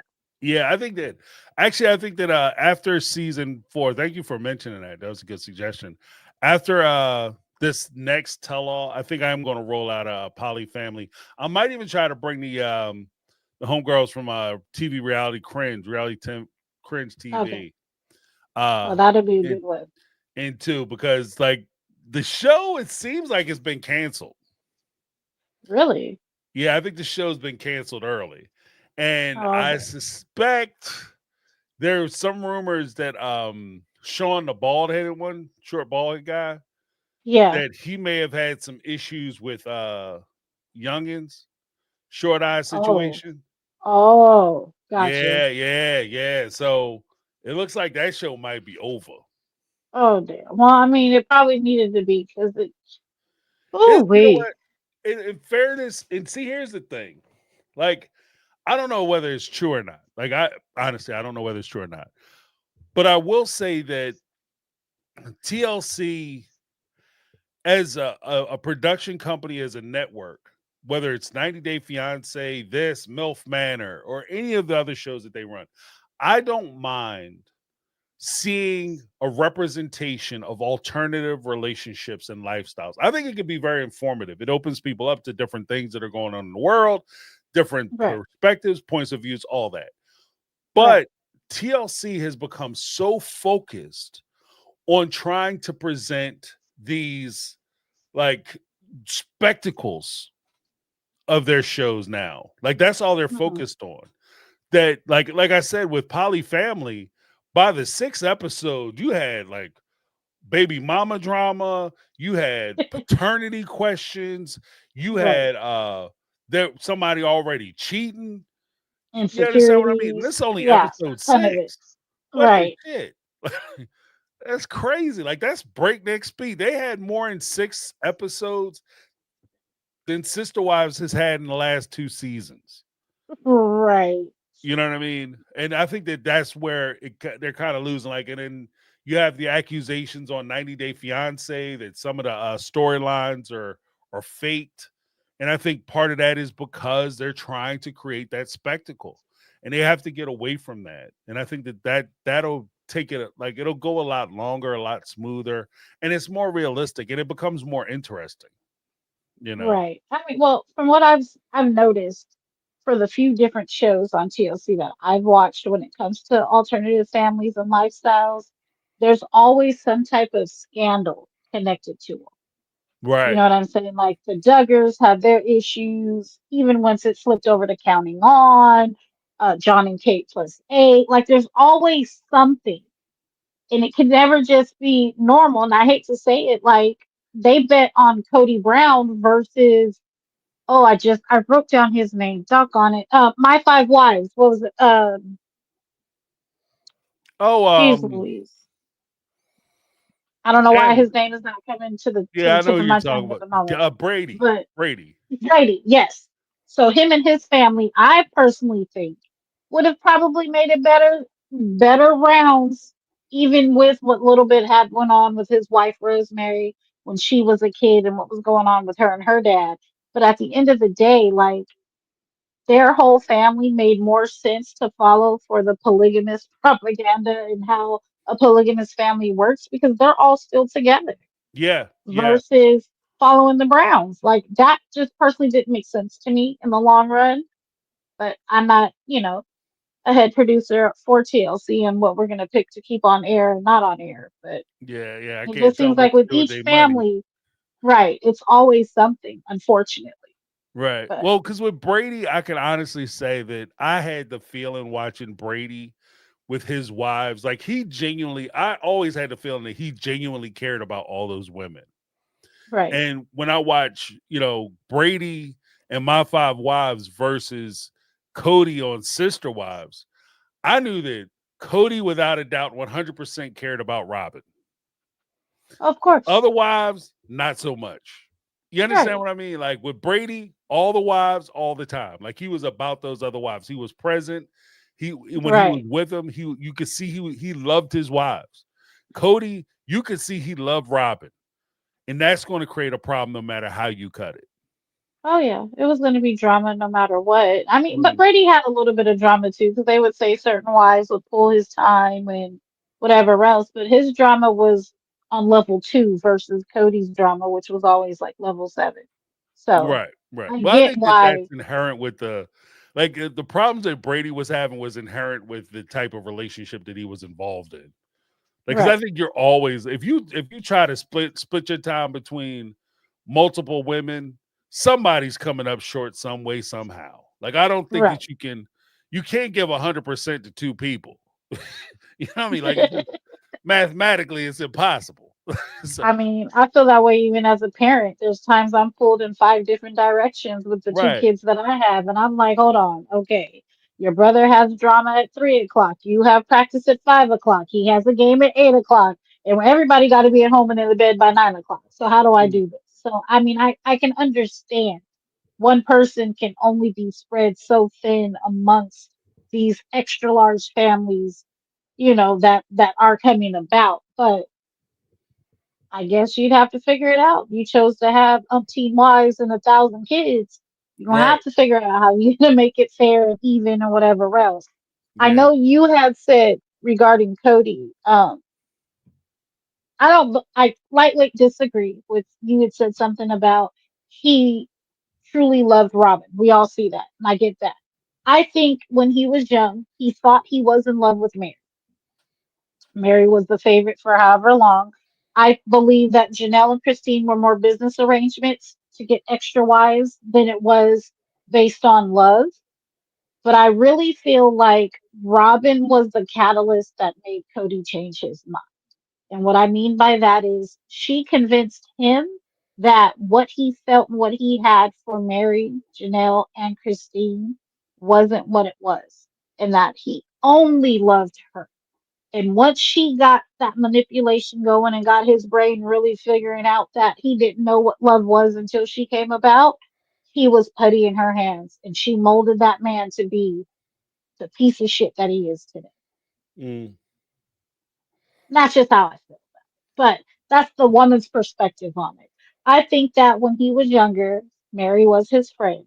And he felt like, okay, I'm getting into this religion. I gotta make the next woman I deal with, we gotta be friends first. And I think he went down that route. I think he loved her. She believed he loved her. But I don't think he truly knew in his younger years. 21, I think he married her. She was 19, right. what love was. Right. Hell, I didn't know what love was at 21, but you couldn't tell me at 21 that I wasn't in love with the man I was with at the time. But now looking back on it in my 40s at 21, hell no, I didn't know what love was. So I think that Robin came in and played the game with him like, oh no, that wasn't love. That was manipulation, or that was, trial and error, or that was force because of the religion, or whatever she plugged into his ear. He started to believe that. And that's now why he says he didn't know what true love was until he met Robin. Right. Well, I mean, That's just how I feel. you can have there's different kinds of love though too, and I think that that's fair. Like, and it's Hmm. not like because my whole thing is, it's not a slight on any of the OG3.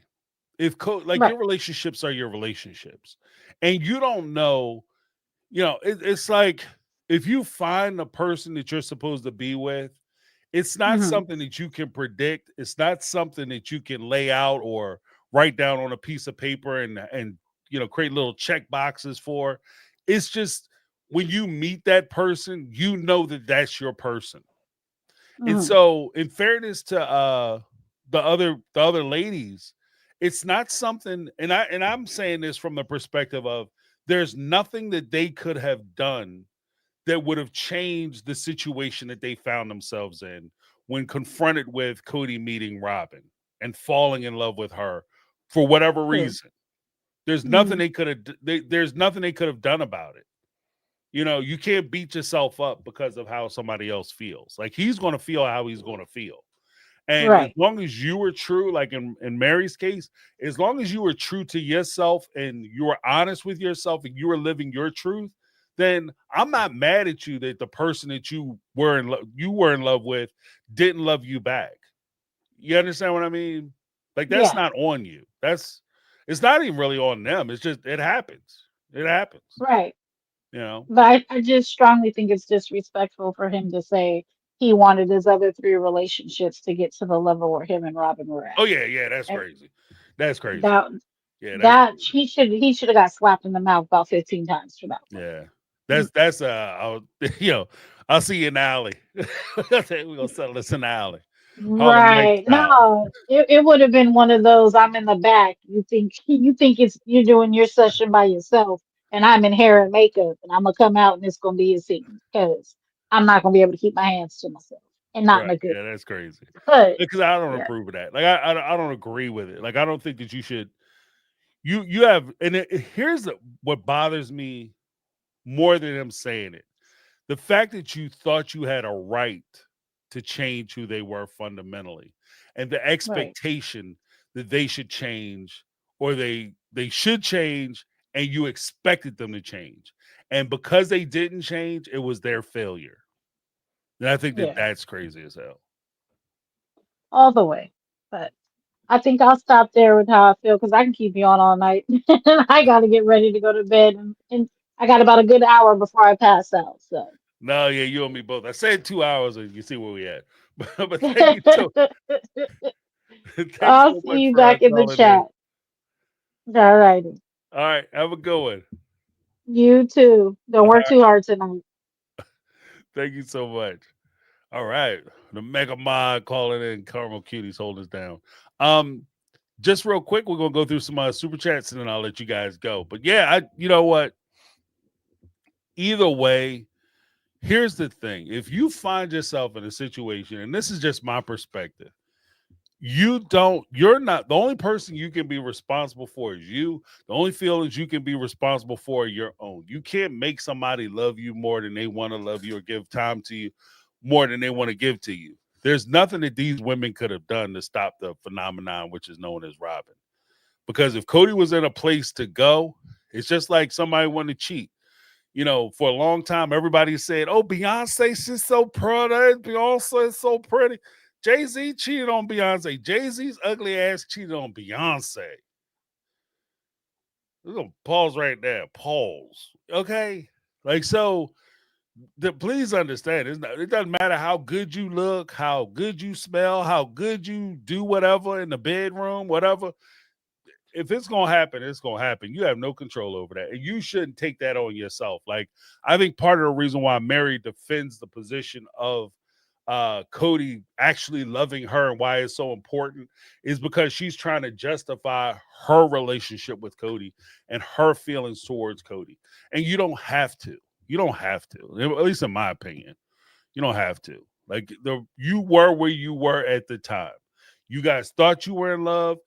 And those feelings that you felt were real. They were real. The feelings that he has towards Robin is just as real, but it's different. And there's nothing wrong with that. And that's why I say, like, I don't care. Cody, oh, everybody against me. I don't care, bro. I don't care. I genuinely don't care. I just think it's insulting that you push it out like that's the only relationship that mattered, and that's a problem. Your other relationships did matter, even if you didn't love them as much as you love Robin. those relationships mattered because they helped to make you the person that you are today. And you're turning your back on that. They also gave you children. So we won't get into that part of it. But big shout out to Alexandra PF, member for 3 months. What? The longer the show is on, the more lies are revealed. Love her in college, but never went to college. Mary introduced them, but now says no.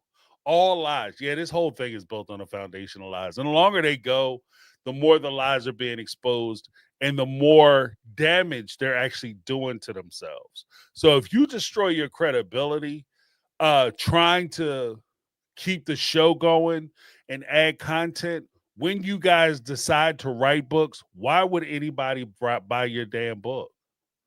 That's just stuff you got to think about. But yeah, Alexander PF, big shout out. Give you a little something. Next up, we got Raiders Ma, $4.99 super chat. I clutch my pearls and hubby gasped when Robin's smug face said she gets the luggage rack. She even did a little shimmy when answering the question. Yeah, she did. Yeah, she was so proud of herself, it was ridiculous. And you know what's crazy to me? I'll share a little story. True story. Story time. Last night, me and my wife, we went out. I did a little karaoke, singing some songs. And I was going to a convenience store because I wanted to grab something to eat. I was hungry. And so I stop at the convenience store. She's in the car. I get my stuff and I'm coming out.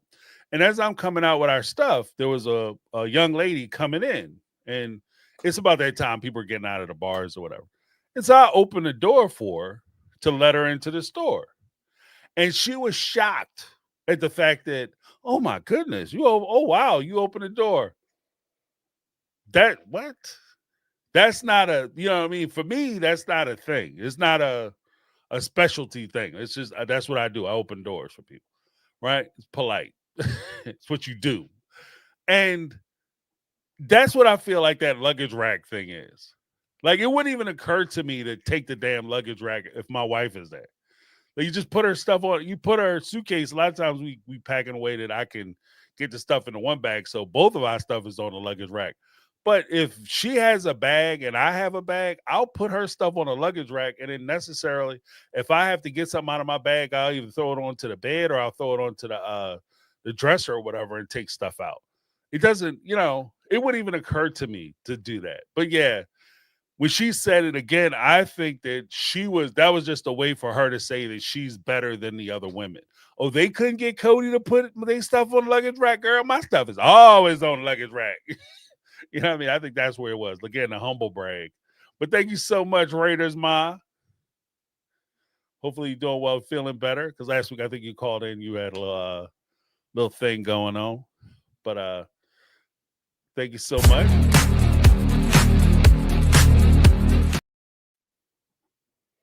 Next up, we got Kathy Mosley, $5 super chat.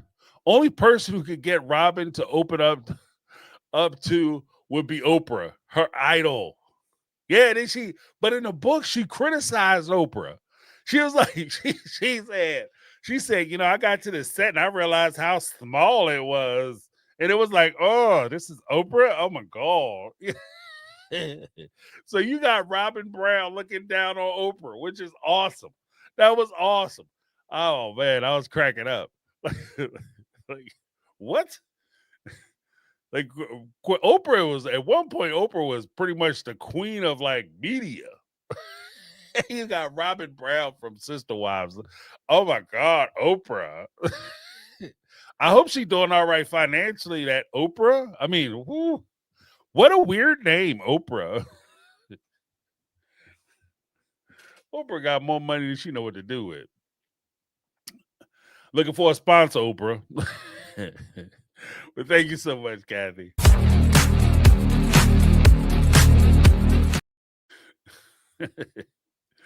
Oh man. Next up we got Kathy Ferran, $2 super chat. Cody, was lying yet again. I know he lies the whole time. And that's again, why am I watching a reality show with a person who can't tell the truth? I'm supposed to be watching your life unfold and you living your life in real time on television. And the whole time you're lying to me. You know, like after a while, you just start to feel like a fool. And people don't like to feel like fools. Thank you so much, Kathy Ferran, OG, Triple OG.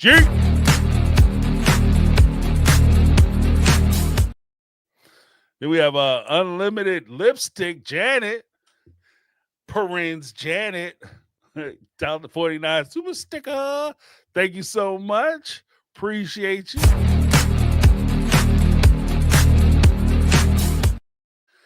We have Lizzie B with the gifted One My Take on Reality membership. Thank you so much, Lizzie B. Big time supporter. Also, mega mod. Boss of all bosses. Guess what, guys? For the membership folks, for the Monday morning motivations or Monday motivations, I think what I want to do is I'm going to make the videos available for everybody still, but for the members, I think that I'm going to do a member live for the Monday motivation video, like a premiere video where you can watch the video. We can watch the video together and then comment on it. Just a little something for you guys out of appreciation for the memberships. But again, the videos will be available for everybody to watch, and you'll be able to enjoy them. And I'll have one coming up tomorrow, so keep an eye out. But thank you so much, Lizzie B. Appreciate you.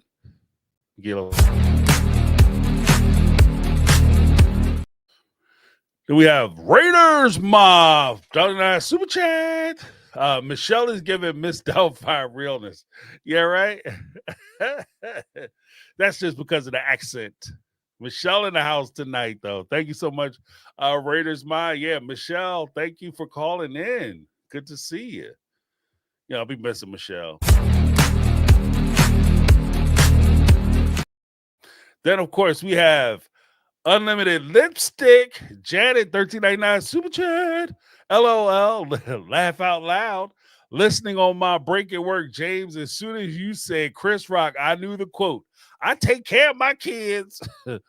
That's what you're supposed to do, motherfucker. Mickey Ficky. I know. Oh, I take care of my kids. I'm compassionate with my wife. I put my wife's stuff up on the luggage rack. That's what you're supposed to do. You don't get credit for that. You open doors. You don't get credit for that. You pull chairs. You don't get credit for that. That doesn't make you a good guy. You're basic. That's basic stuff. That's not extra credit. That's what you're supposed to do. That's required courses. Like, what are you doing? Thank you so much, Unlimited Lipstick, Jenny.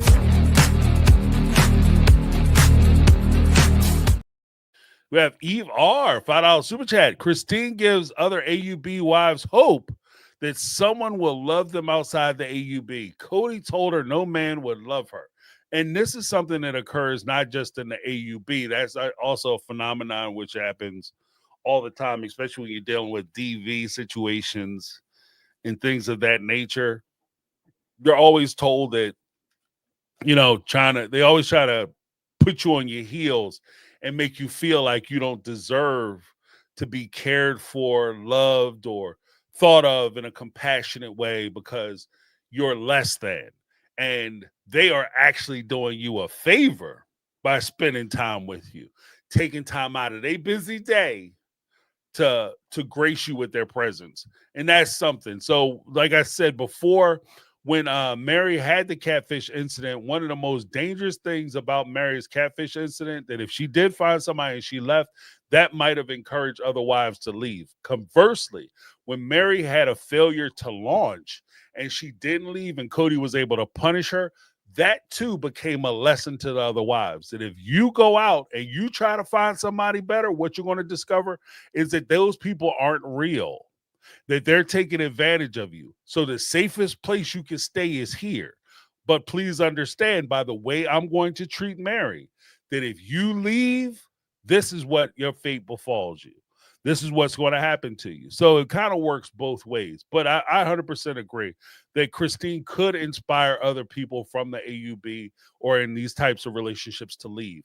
The only thing that I would say that could be detrimental to that example is that when Christine left, even though I think it took great courage for her to do what she did, one of the things that I've always kind of held as a sticking point is that when Christine left, she also had the benefit of being able to walk away with a home and a piece of property and being financially stable enough to be able to leave.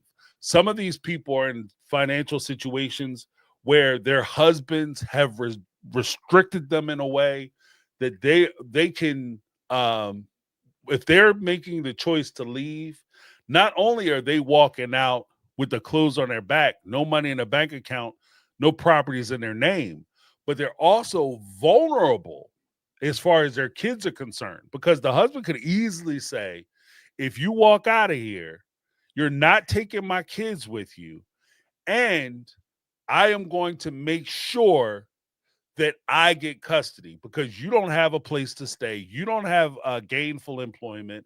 If you, especially if you kept her at home and she was more of a trad wife situation, you don't have any of the things in place. Yeah, you hung out with the kids all day, but that's not the only thing that the court is going to look at. So if you want to leave, just understand that you won't see these kids anymore.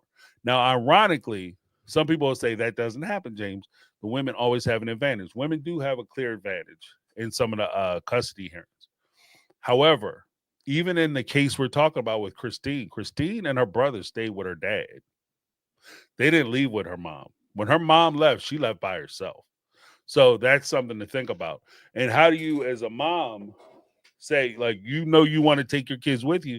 Sometimes you have to make the hard choice that if you take your kids with you, you can't provide for yourself. So there's no way you can give to your kids the things they need, or even potentially more ideally the life that you feel they deserve. So you might have to make the decision to leave your kids behind, and that makes it even more difficult. So I celebrate Christine leaving, but I also recognize the challenges that other folks in similar situations are met with. So if that makes sense. But thank you so much, Evar. And that's an excellent point. So let's give you a little round of applause.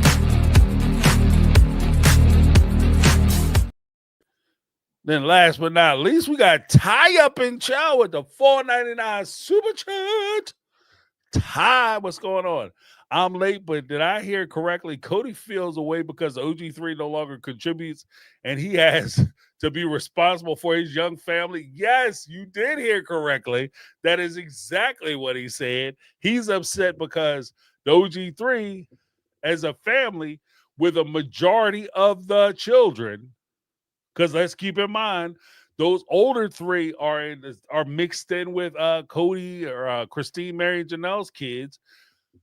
Though the only two kids that he's technically going to be responsible for are those last two, and he's upset about it. Somehow that that takes precedent that he should be able to walk away with hundreds of thousands of dollars because he has two little kids. And again, this speaks directly to the fact that he's selfish. And as Janelle pointed out, either way, he's going to find a way to win and he's going to find a way to be ahead. When things end financially, he's not going to be the one who comes up short. He's going to get his cut first. And he's taking the biggest slice of that pie. So the thing that I would point out, and I'm going to keep pointing out, aside from like the cultural differences, the way you're raised and everything else, at the end of the day, this isn't who Cody became. This is who Cody always was. This is who he always was.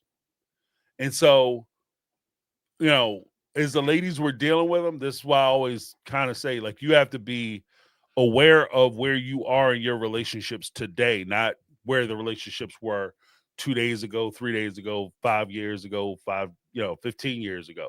It's where your relationship is today. When they first started talking about estates and putting stuff in this one and that one's name and taking money and putting it over here, and it's going to be in this person's bank account, nobody else is going to have access to it. That should have been their first clue that we need to start tightening up how we address stuff and how we deal with the financial end of it. That should have been the first thing that, like, you have to start meeting the moment instead of relying on, well, how we used to do it. It doesn't matter how you used to do it, because one of the things that kind of tickled me was, even though they weren't married and they're not entitled to it, I like how Cody uses legal terms to explain or justify him ripping them off. Oh, they think that they deserve alimony, knowing full well that they're not entitled to alimony. They think that they're supposed to walk away with something. Yeah, their money, but they're not entitled to it. I can do whatever I want legally. See, and that's one of the things that always kind of bang me up when they would talk about like legal issues. Oh, that's just paper. Oh, that doesn't mean anything. Oh, we're committed to one another. Yeah, all that shit went right out the window when it came time for the money to get split up. He's not talking about the where everybody is financially and all that other stuff. It's all about, like, I have the right to do whatever I want. I can sell this property if I so please. I have every right to sell it, and there's nothing they can do about it. That's where he is now. And I think that that's where he was for a long time. But thank you so much, Ty. Appreciate you.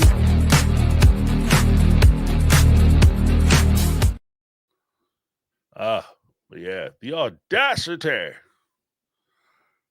Where is that? Lizzie B. The audacity.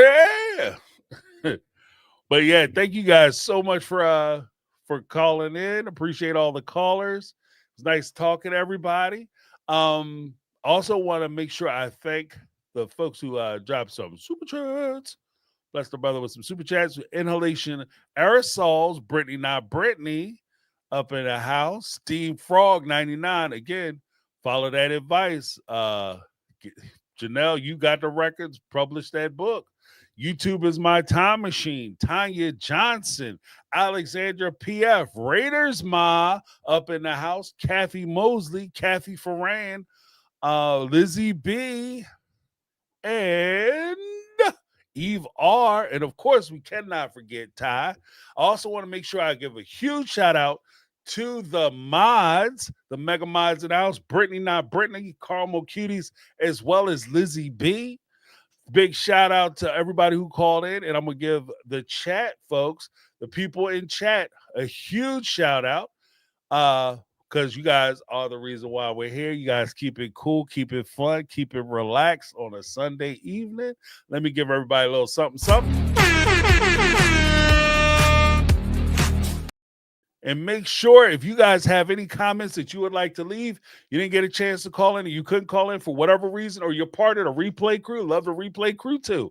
If you want to leave a message on speakpipe.com/mytakeonreality, I will respond to your messages on Thursday. You don't have to leave your name. Or if you don't want it played, but you just want to like ask a question or make a comment, I can restructure that comment and I'll just read it off and give it to the crowd and give my commentary on it, whatever makes you feel comfortable. Again, this is just another way for you to be able to participate in the show. So again, that's speakpipe.com/mytakeonreality. All right. Easy peasy. But I want to thank everybody for calling in. I want to thank the super chatters, the chat. Oh my goodness, as well as the mega mods. I appreciate you guys. Thank you so much for all that you do. Thanks for calling in. Thanks for supporting the channel. Make sure you keep an eye out for the Monday motivation. I will be dropping sister wife content this week, as well as poly family. And I have an interesting take on The Hunt for Love, which is a 90-Day Fiancé single show. And something came up during the course of that single show where a young lady had kind of overstepped some bounds with this young man. And the young man had the absolute wrong response in that instance. Sometimes you get what you You get what you sow. Okay, so we'll be talking about that. Make sure you keep an eye out for those videos. Thank you guys so much for hanging out with a play. I appreciate you. That's my take. I'm James. This has been my take on reality, and I'm out. Have a great night, guys. Talk. 'Cause I've been living life right like I could just die any minute. Going for a ride down the side.